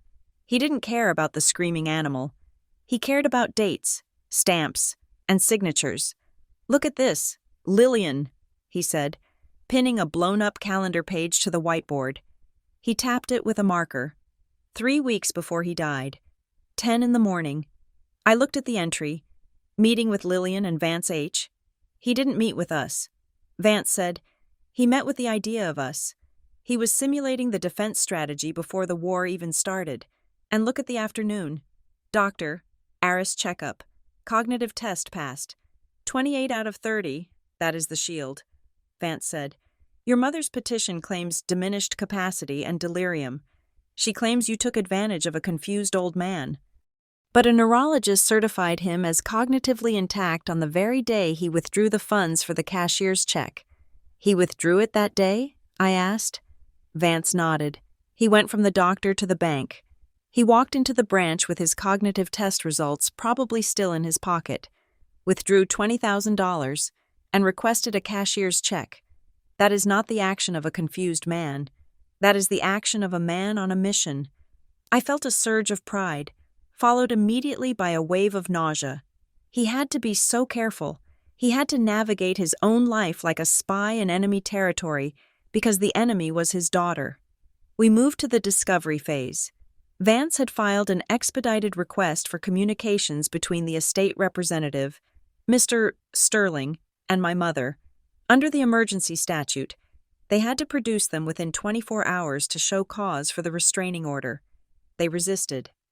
Sterling's office sent over a redacted log, claiming attorney-client privilege. Vance fought back, arguing that since my mother was acting as a fiduciary for the estate, her communications regarding asset recovery were not privileged in a fraud investigation. The judge agreed. Partially. We got the texts. Vance printed them out. He laid the pages on the table. "Read this," he said. I picked up the sheet. It was a text thread between my mother and Davis. Dated the day of the funeral. "Mom, the bank won't do it. They said I need a police report." Davis. "So file one." Mom, "I can't. I don't have the check number. And if I file a false report while he is legally dead, it complicates the probate. They said since he signed the requisition, it is valid unless we prove coercion." Davis. "So what do we do? She has it in her purse." Mom, "We take away the legitimacy. We shame her. If she thinks it is fake, or if she thinks everyone knows she is greedy. She won't deposit it. She is weak. Davis? She folds. I stared at the words. She is weak. She folds. She didn't humiliate me at the funeral because she was grieving. She didn't do it because she thought the check was a prop. She did it because she had already tried to stop the check legally and failed. The bank had told her no, so she resorted to social violence. She knew it was real. I whispered, she knew the whole time. And look at the gaps, Vance said, pointing to the timestamps. 10 a.m. Mom, the bank won't do it. 10:02. a.m., message deleted. 10:05. a.m., Davis, are you sure that is safe? 10:06. a.m., message deleted. What did she say? I asked. Vance took off his glasses and rubbed the bridge of his nose. I suspect she suggested something illegal, maybe stealing the check physically, maybe forging a stop order. Davis asked if it was safe. That implies risk. We're going to ask for those deleted messages in the hearing. I felt a cold resolve settling over me. They weren't just mean. They were conspirators. On Monday morning, before the hearing, the court ordered a mandatory mediation session. It was a procedural hurdle, a box the system had to check to see if the family could resolve the dispute without wasting the judge's time. We met in a sterile conference room at the courthouse. The mediator was a woman named Mrs. Higgins, who wore a beige suit and a smile that didn't reach her eyes. My mother sat on one side of the long table, flanked by Mr. Sterling. Davis sat next to her, looking at his phone. I sat opposite them. With Vance, Mrs. Higgins began with a speech about healing and compromise. She talked about the cost of litigation and the value of family bonds. I tuned her out. I was watching my mother. She looked perfect. She was wearing black, a single strand of pearls, and a posture of aggrieved dignity. She looked like the victim. Mrs. Higgins turned to me. Miss Brooks, your mother is proposing a settlement. If you return the $20,000 to the estate, she is willing to drop the petition for undue influence and will not pursue criminal charges for the credit card dispute. She is offering you a clean slate. I looked at Vance. He gave a microscopic shake of his head. I didn't open the credit card, I said, my voice steady. Why would I need a clean slate for a crime I didn't commit? My mother let out a sharp sigh. Lillian, please, we are trying to help you. We know you have been struggling. We know you have always felt less than. I looked at her. Less than? Davis chimed in, finally looking up from his phone. You have always been jealous. Lil, you were jealous when I got the car. You were jealous when Mom helped me with the loft. We get it. You wanted a piece of the pie. But taking advantage of Grandpa when he was dying? That is low, even for you. The accusation hung in the air. Jealous. It was their favorite word. It was the glue that held their narrative together.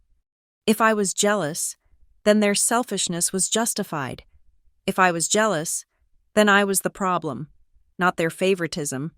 I felt the anger rising, but I remembered Vance's advice. Let the documents speak. But if you speak, ask questions. I leaned forward. I didn't raise my voice. I am not jealous. Davis, I said, I have a job. I have a home. I pay my own bills.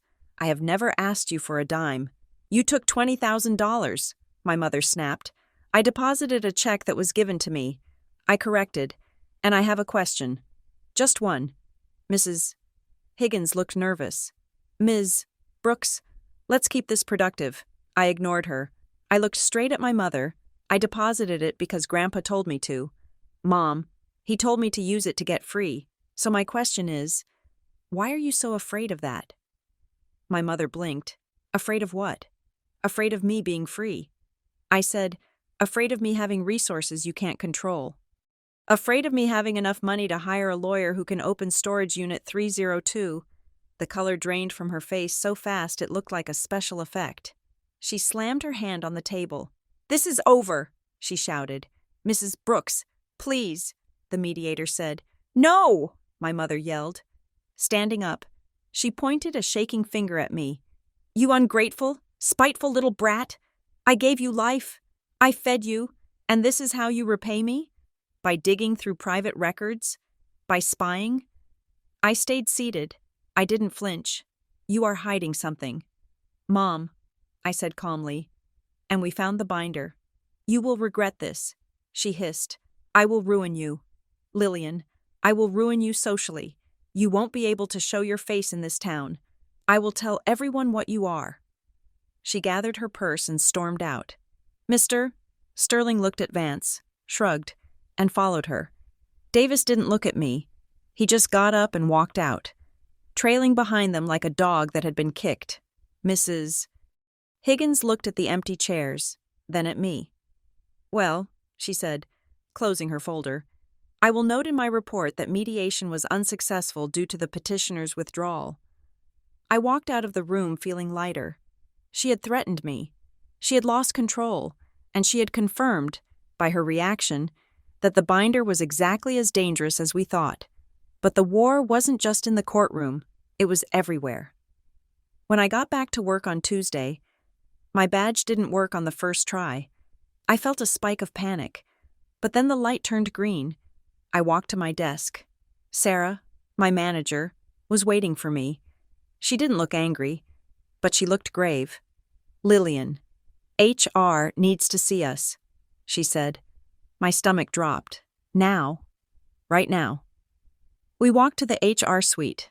The director, a man named Mr. Henderson, what was it with that name this week, was sitting behind his desk. He had a file open. Miss Brooks, take a seat. He said. I sat. Sarah sat next to me. We received an anonymous tip this morning via our ethics hotline. Mr. Henderson said, the caller claimed that you are currently under investigation for embezzlement and elder abuse, and that you have been using company resources to manage illegal funds. I felt the blood rushing in my ears. It was the nuclear option. She was trying to get me fired so I wouldn't have the income to pay Vance. Is the caller identified?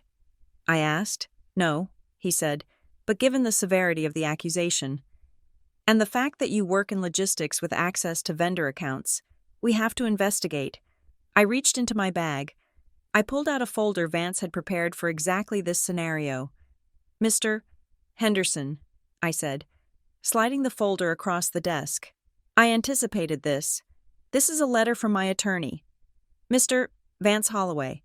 It outlines the nature of a civil dispute currently pending in probate court regarding my grandfather's estate.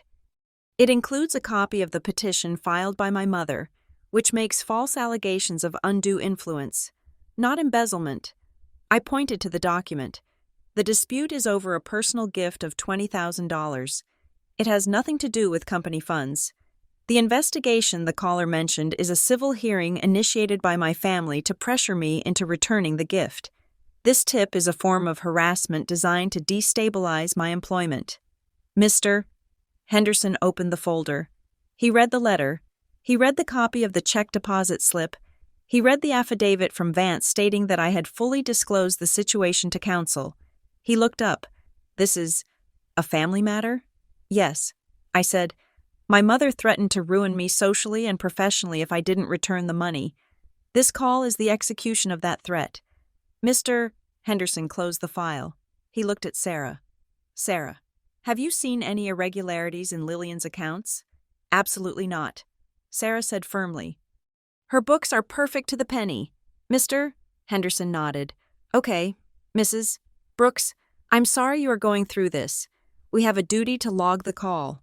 But based on this documentation, I am closing the internal investigation as unsubstantiated. Your job is safe. Thank you. I breathed. But, he added, if the court makes a criminal ruling, you need to inform us immediately. There won't be a criminal ruling. I said, because I didn't break the law. I walked back to my desk, my legs shaking. She had tried to kill my career. She had reached out from 3 hours away and tried to cut my throat. I went home early that day. I needed to sleep before the hearing. My phone had a voicemail. I didn't recognize the number. I played it on speaker. Lillian? This is Martha Gable, your grandfather's neighbor. I knew Martha. She was a sweet woman who brought casseroles and played bridge with Grandpa. I heard about the trouble. Honey, your mother called me. She wanted me to write a letter saying Arthur was confused those last few weeks. She wanted me to say he didn't know who I was. A pause, a shaky breath. I told her I wouldn't do it, because it isn't true. But Lillian, there is something else. I was at the hospital the night before he died. I came to visit late. The nurses let me in. Your mother was there. She was holding a clipboard. She was yelling at him. Lillian. She was telling him to sign the paper. She said, "Sign it, old man, or I swear I will leave you here to rot." I covered my mouth with my hand. He didn't sign it. He knocked the pen out of her hand. She hit him. Lillian. She slapped his arm. I saw it. I was in the doorway. I turned around and left. I was too scared to go in. I am so sorry. But if you need someone to tell the judge, I will tell him. The message ended. I sat on my couch, staring at the phone. She hit him. My mother, the pillar of the community, the grieving widow, had slapped a dying man because he wouldn't sign a document. I felt a wave of guilt so profound it almost doubled me over. Not guilt for what I was doing, but guilt for what I hadn't done. I hadn't been there. I had been in the city, working, while she was abusing him. I had let him face that monster alone. But then I remembered his note. I cannot let her drown too. He had protected me. He had sent me away to keep me safe. And he had fought her until the very end to leave me the weapon I was holding now. Turning this into a legal battle felt like betraying the concept of family. It felt ugly. It felt like I was exposing a wound that should be kept private. But then I remembered the funeral. I remembered her standing in the living room, holding the check like a dirty tissue, inviting the room to laugh at me. She had betrayed my dignity first. She had betrayed Grandpa's dignity. There was no family to betray. There was only a hostage situation, and I was the one breaking the chains. I called Vance. "We have a witness." I said, "Martha Gable. Get her on the phone." Vance said instantly, "We need an affidavit by morning." The hearing was on Wednesday. The courtroom was small, smelling of lemon polish and stale anxiety. Judge Calloway was an older man with a face that looked like it had been chiseled out of granite. He read the files in silence for 10 minutes while we waited. The silence was heavy, suffocating. My mother sat at the petitioner's table. She looked small, frail. She was playing the role of the grieving daughter to perfection. Sterling sat next to her, looking confident. Vance sat next to me. He looked bored. That was his power. He made the extraordinary look mundane. "All right," Judge Calloway said, looking up over his spectacles. "We are here on an emergency petition regarding the estate of Arthur Brooks. Mr. Sterling, you are alleging undue influence?" "Yes, Your Honor." Sterling stood up. The respondent, Lillian Brooks, manipulated the decedent into liquidating estate assets, specifically a $20,000 cashier's check, at a time when he was suffering from severe cognitive decline and delirium. We have affidavits from family members stating he did not recognize them in the days prior. Vance stood up. He didn't shout. He didn't pace. He just handed a piece of paper to the bailiff. "Your Honor, we dispute the characterization of the decedent's capacity. I am submitting into evidence Exhibit A, a certified medical record from Dr. Elias Aris, a board-certified neurologist." Sterling frowned. He hadn't seen this record. Vance continued. "Is dated 3 weeks prior to death. It documents a cognitive assessment. Mr. Brooks scored 28 out of 30. That is normal cognition.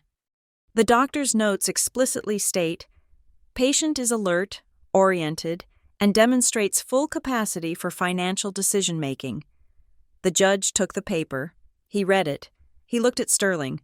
"Mr. Sterling, did your client mention a neurologist visit?" "No, Your Honor," Sterling said, shooting a glance at my mother. She went pale. "Furthermore," Vance said, "we are submitting Exhibit B, a copy of the pocket calendar belonging to the decedent. It shows he planned the withdrawal. It was not an impulse. It was a scheduled action." Vance walked to the table and picked up the binder, the blue binder from the storage unit. "And finally, Your Honor, we are submitting this binder as evidence of the true motivation behind the petitioner's request." "Objection," Sterling shouted. That material was obtained from a sealed storage unit. The respondent is a named trustee in the decedent's revocable trust, Vance said smoothly. The unit contained trust assets. She had the combination. She had the right of entry. Judge Calloway waved his hand. Overruled. What is in the binder? Mr. Holloway? Evidence of a long-standing pattern of financial misappropriation by the petitioner. Vance said, checks written to the petitioner for loans that were never repaid. Bank statements showing withdrawals for luxury items, while the petitioner claimed the estate was insolvent. And most importantly, Vance pulled out the plastic sleeve with the 2 beneficiary forms, evidence of an attempted forgery regarding a life insurance policy. The courtroom went dead silent. My mother let out a small, strangled sound. Vance held up the forms. Here's a form signed 5 years ago, naming Lillian Brooks as beneficiary, and here's a form dated 3 weeks ago, naming the estate. The signature on the second form is visibly inconsistent with the decedent's known hand. And the witness to this signature is not a hospital employee, but a notary public who is not affiliated with the medical facility. We have a sworn affidavit from a witness, Mrs. Martha Gable, stating she saw the petitioner physically strike the decedent when he refused to sign a document on the night before he died. Sterling looked at the papers. He looked at my mother. He realized, in that moment, that his client had lied to him. Judge Calloway looked at my mother. His expression was no longer neutral. It was cold. Mrs. Brooks, he said, did you strike your father? My mother stood up. Her hands were shaking. He was confused, she cried. He didn't know what he was doing. I was trying to help him. She is lying. That neighbor is senile. Sit down, the judge barked. He turned to Sterling. Mr. Sterling, your petition for the return of the $20,000 is denied. The medical evidence of capacity is overwhelming.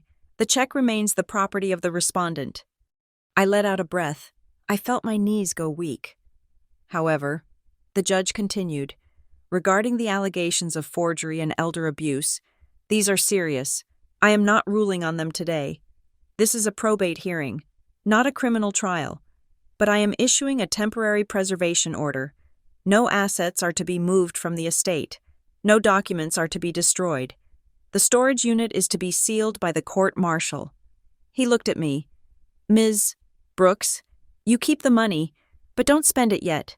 You might need it for legal fees, because this looks like it is going to get very ugly. He banged the gavel. We walked out of the courtroom. My mother was arguing with Sterling in the hallway. She looked at me as I passed. Her eyes were red, rimmed with black mascara. This isn't over, she hissed. I stopped. I looked at her. I know. Mom, I said, but you don't have the power anymore. I walked out into the sunlight. It was blindingly bright. I took a deep breath of the city air. It smelled of exhaust and rain. I hadn't won. Not yet. The estate was still a mess. The forgery had to be proven. The debts had to be untangled. But the machine, the family machine that had chewed me up and spit me out for 30 years, had ground to a halt. I had thrown a wrench into the gears. Vance lit a cigarette. You did good, kid, he said. I looked at him. What happens next? Now? Vance exhaled a plume of smoke. Now we go on the offensive. Now we find out where the rest of the money went. I nodded. I was ready. The soft target was gone. In her place stood a woman who knew the code to the storage unit, and I wasn't afraid to open the boxes anymore. The weeks following the emergency hearing were a slow, grinding friction of paper against paper. I had expected a dramatic explosion, a moment where the walls of the courthouse crumbled and the truth shone through like a beam of light. Instead, I got the dull, fluorescent reality of discovery. Judge Calloway's preservation order had frozen the estate. It was like a pause button had been hit on a horror movie. My mother could not move money. She could not sell the house. And most importantly, she could not shred the past. Vance and I spent our days in a windowless conference room, surrounded by boxes that smelled of dust and old deceit. We now had court-ordered access to the originals, not just the copies in the blue binder. but the actual files from Mr.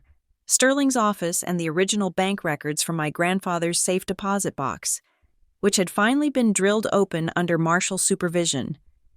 It was in a stack of routine correspondence that Vance found the smoking gun. He held up a piece of paper, his eyes narrowing behind his reading glasses. "Lillian, look at this," he said. I leaned over. It was the original change of beneficiary form, the one that attempted to divert the $50,000 life insurance policy from me to the estate. "We already know this is suspicious," I said. "The signature is shaky." "It is worse than shaky," Vance said. "Look at the date next to the signature." I read it. August 14th. That was 2 days before Grandpa died. I said, "He was in palliative care. He was on high-dose morphine." "Exactly," Vance said. "But look at the witness signature, Marcus Thorne, the notary." I said, "The man who called me." Vance pulled another document from a different pile. It was an invoice from Mr. Sterling's law firm, billing the estate for administrative services. "Look at the line item for August 14th. Vance said. I scanned the bill. August 14th. Courier service for document transport to hospital. Runner, Marcus Thorne. I looked up at Vance. "He works for Sterling?"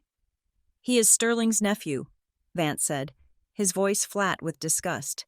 "He isn't an independent notary. He is on the payroll. And here is the kicker.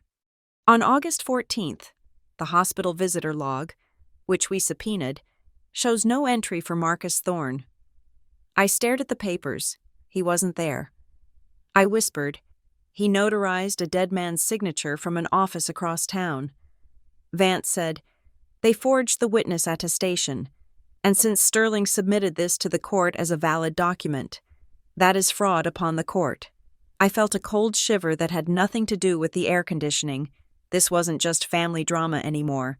This was a crime. The discovery of the notary connection triggered a collapse in my mother's narrative. It didn't happen all at once. It happened in layers, like a building whose foundation had turned to sand.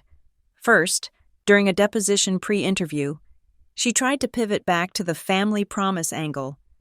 She claimed that Grandpa had verbally promised the $20,000 to Davis for a business venture, and that I had stolen the check to spite him. But Vance produced the email from the bank manager, dated 2 years prior, where Grandpa had explicitly removed Davis as an authorized user on his checking account due to unauthorized withdrawals, so she shifted. Her next story was that I had manipulated him. She claimed I had spent hours alone with him in the hospital, whispering poison in his ear, confusing him until he signed whatever I wanted. But the nurse's log showed I was only there for 1 hour a day, always during visiting hours, and usually when he was sleeping. The only person who had spent hours alone with him was her. Finally, in a desperate attempt to save face, she claimed the bank had made a mistake. She argued that the cashier's check was a clerical error, a duplicate transaction that was never meant to be issued. That was when we scheduled the deposition. It was held in the conference room of a neutral law firm downtown. The table was long and polished to a mirror shine. A court reporter sat at the end, her fingers hovering over her steno machine. My mother sat opposite me. She looked 10 years older than she had at the funeral. The perfectly coiffed hair was slightly flat. Her makeup was a little too heavy, trying to hide the dark circles of sleeplessness. She wouldn't look at me. She looked at her hands, which were twisting a diamond ring I recognized. Grandpa's wife's ring, my grandmother's ring, another thing she had kept safe. Vance began the questioning. He was gentle, almost polite. He walked her through the timeline. He asked about the hospital. He asked about the bills. Then, he turned to me. "Ms. Brooks has a question for the witness." Vance said. "Mr. Sterling stiffened. "I object. The respondent is not an attorney. This is a discovery deposition." Vance said calmly, "The parties are permitted to inquire directly if relevant to the establishment of intent." The court reporter looked at Sterling. He waved a hand, annoyed. "Fine. Make it quick." I looked at my mother. "Mom," I said. She didn't look up. "Mom, look at me." Slowly, reluctantly. She raised her eyes. There was no love in them, just a hard, brittle resentment. At the funeral, I said, keeping my voice low and steady, you stood in front of 30 people. You took the envelope from my purse. You held it up, and you called it a prop. I paused. You told everyone it was fake. You laughed at it. You said I shouldn't embarrass myself with a piece of paper from a delusional man. I leaned forward. So, my question is this. If you were so sure it was a prop, why did you call the bank at 9 a.m. to try and stop it? She blinked. Her mouth opened slightly, then closed, if you thought it was fake. I continued. You would have let me walk into the bank and get humiliated. You would have let the teller laugh at me. But you didn't. You tried to place a stop order. You tried to report it stolen. You tried to intimidate me into returning it. I waited. Why were you so afraid of a prop? Mom? She stared at me. The silence in the room was thick enough to choke on. She couldn't answer. To answer was to admit that she knew he was lucid. To answer was to admit that her entire performance at the funeral was a lie designed to strip me of my credibility before I could claim my inheritance. I was protecting the family reputation. She stammered finally. I didn't want you to get in trouble for fraud. I nodded slowly. So you accused me of fraud to protect me from fraud? She looked at Sterling. Do I have to answer this? Sterling closed his file. We are taking a break. They left the room. I let out a breath I had been holding for 10 minutes. It was during the break that the final piece of the puzzle fell into place. Vance had been digging through the grandchild fund documents, the small trust Grandpa had set up that bypassed the will. We knew it existed, but we hadn't seen the internal memos until the bank released them that morning. Vance slid a folder across the table to me while we drank lukewarm coffee.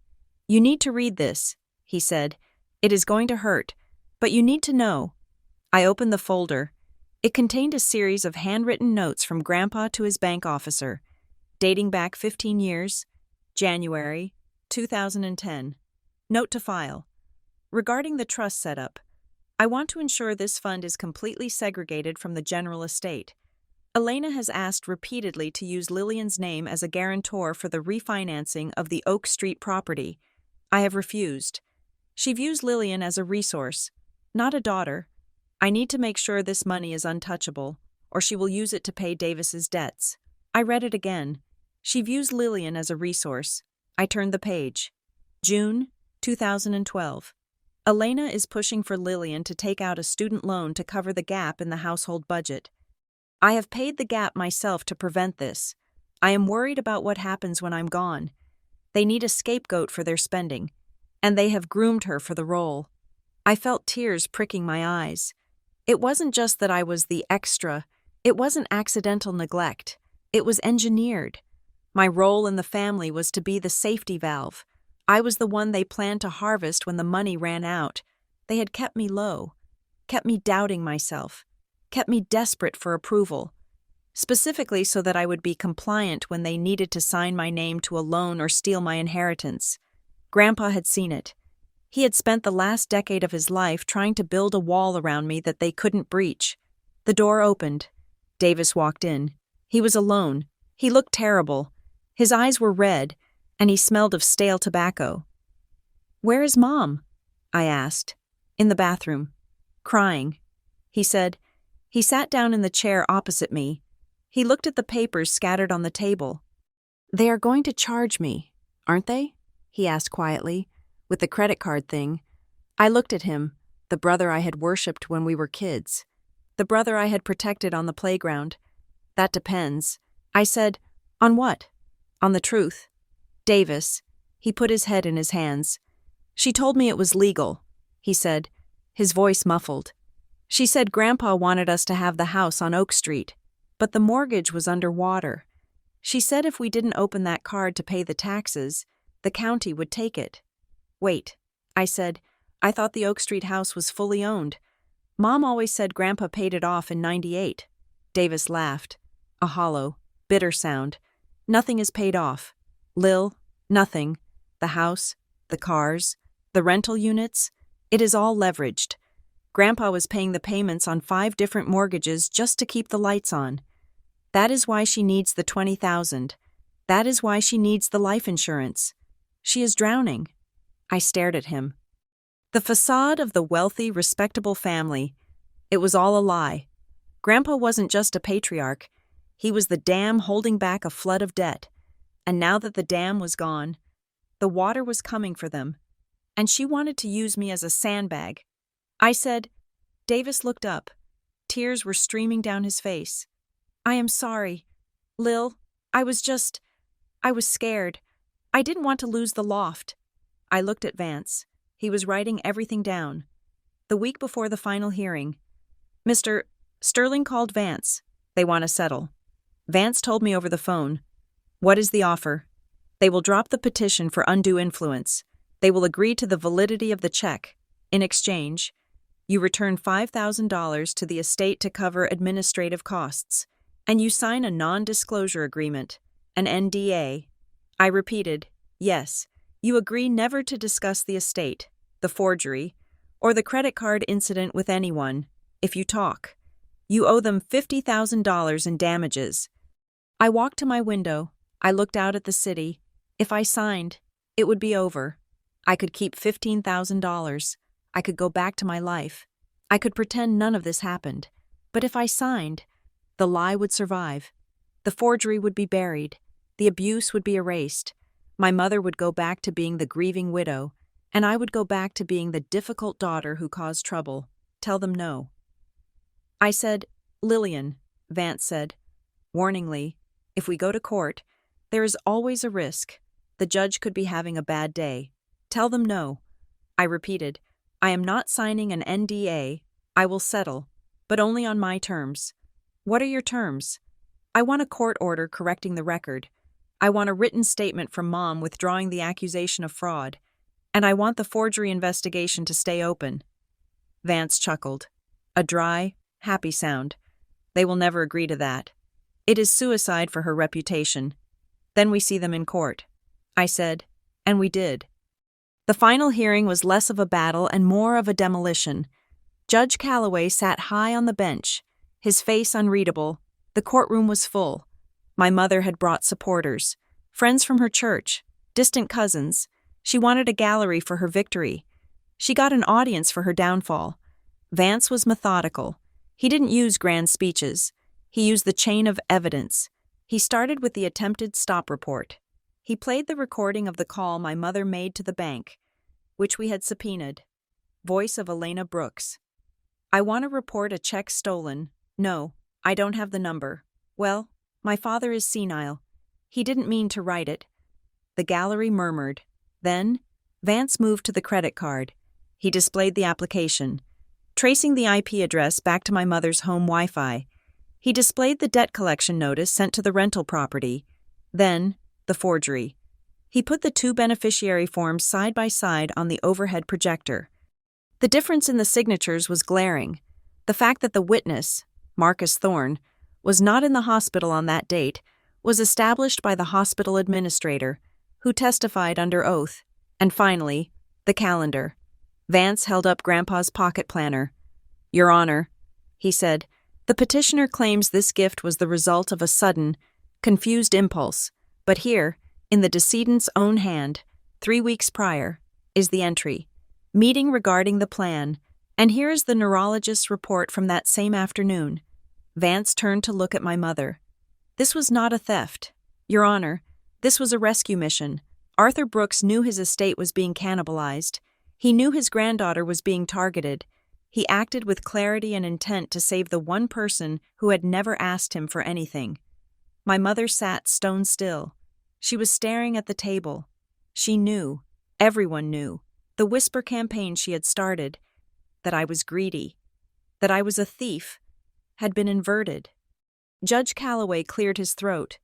He shuffled his papers. He looked at me. Then he looked at my mother. I have heard enough, he said. The room went silent. The court finds, by clear and convincing evidence, that the cashier's check in the amount of $20,000 was a valid inter vivos gift. The petition for its return is denied with prejudice. He paused. Furthermore, regarding the document entitled Change of Beneficiary, dated August 14th, The court finds this document to be invalid. The signature is rejected. The witness attestation is rejected. The policy proceeds of $50,000 are to be paid immediately to the named beneficiary. Lillian Brooks. I gasped. I had forgotten about the $50,000. However, the judge said, his voice dropping an octave, becoming dangerous. The evidence presented today regarding the creation of this invalid document and the unauthorized opening of credit accounts in the respondent's name raises significant legal questions that go beyond the scope of probate. He looked at Sterling. Mr. Sterling, you are an officer of this court. The fact that your office facilitated the notarization of a document for a patient you did not visit is alarming. I am referring this matter to the State Bar Association for review. Sterling went pale. And regarding the petitioner, Elena Brooks, I am referring the evidence of identity theft and instrument forgery to the District Attorney's Office for investigation. My mother let out a cry, a sharp, wounded sound. You can't, she wailed. I am a widow. You are a litigant who came into my courtroom with unclean hands, the judge said sharply. You filed a false petition alleging elder abuse against your daughter, while the evidence suggests the abuse was coming from the other side of the table. He banged the gavel. The sound was like a gunshot. Case closed. The courtroom erupted into noise. People were standing, whispering. My mother was sobbing, clinging to Davis, who looked like he wanted to vanish into the floor. I didn't move. I sat in my chair, feeling the vibration of the gavel in my bones. It was over. Vance packed up his briefcase. He turned to me and offered a hand. Come on, Lillian, let's get out of here. I stood up. My legs felt heavy, but steady. We walked down the center aisle. I had to pass them to leave. My mother looked up as I approached. Her face was a ruin of mascara and tears. Lillian, she pleaded, reaching out a hand. Please, you have to stop them. The district attorney? They will put me in jail. I looked at her hand, the hand that had slapped Grandpa. The hand that had pointed at me at the funeral and called me a thief. I didn't take it. I can't stop them. Mom, I said quietly, you started the machine. I just refused to let it run over me. I walked past her. I walked out of the courthouse and onto the wide stone steps. The sun was setting, casting long shadows across the plaza. I took a deep breath. I had $70,000. I had my name cleared. I had the truth. But I was alone. I walked to my car, unlocking the door. I looked back at the courthouse one last time. I felt exhausted. My bones ached. My heart felt bruised. But as I turned the key in the ignition and the engine roared to life, I realized something. I wasn't the prop anymore. I wasn't the extra. I was the author of the rest of my life. I put the car in drive and pulled away from the curb. I didn't look in the rearview mirror. There was nothing behind me that I needed to keep. The road ahead was empty, and for the first time in 33 years, it was mine. Thank you for listening to Don't Embarrass Yourself with That Prop. Mom said Grandpa's $20,000 check was fake, so I deposited it. I hope you found Lillian's journey from scapegoat to survivor as powerful as I did. I would love to know where you are listening from today. Are you tuning in from the busy streets of New York, the quiet countryside of England, or somewhere else entirely? Please let me know in the comments below. If you enjoyed this story, please make sure to subscribe to the Revenge Stories channel so you never miss an episode. And finally, I'd love to hear your thoughts. Did Lillian make the right choice by walking away? Share your opinions in English in the comments. Until next time.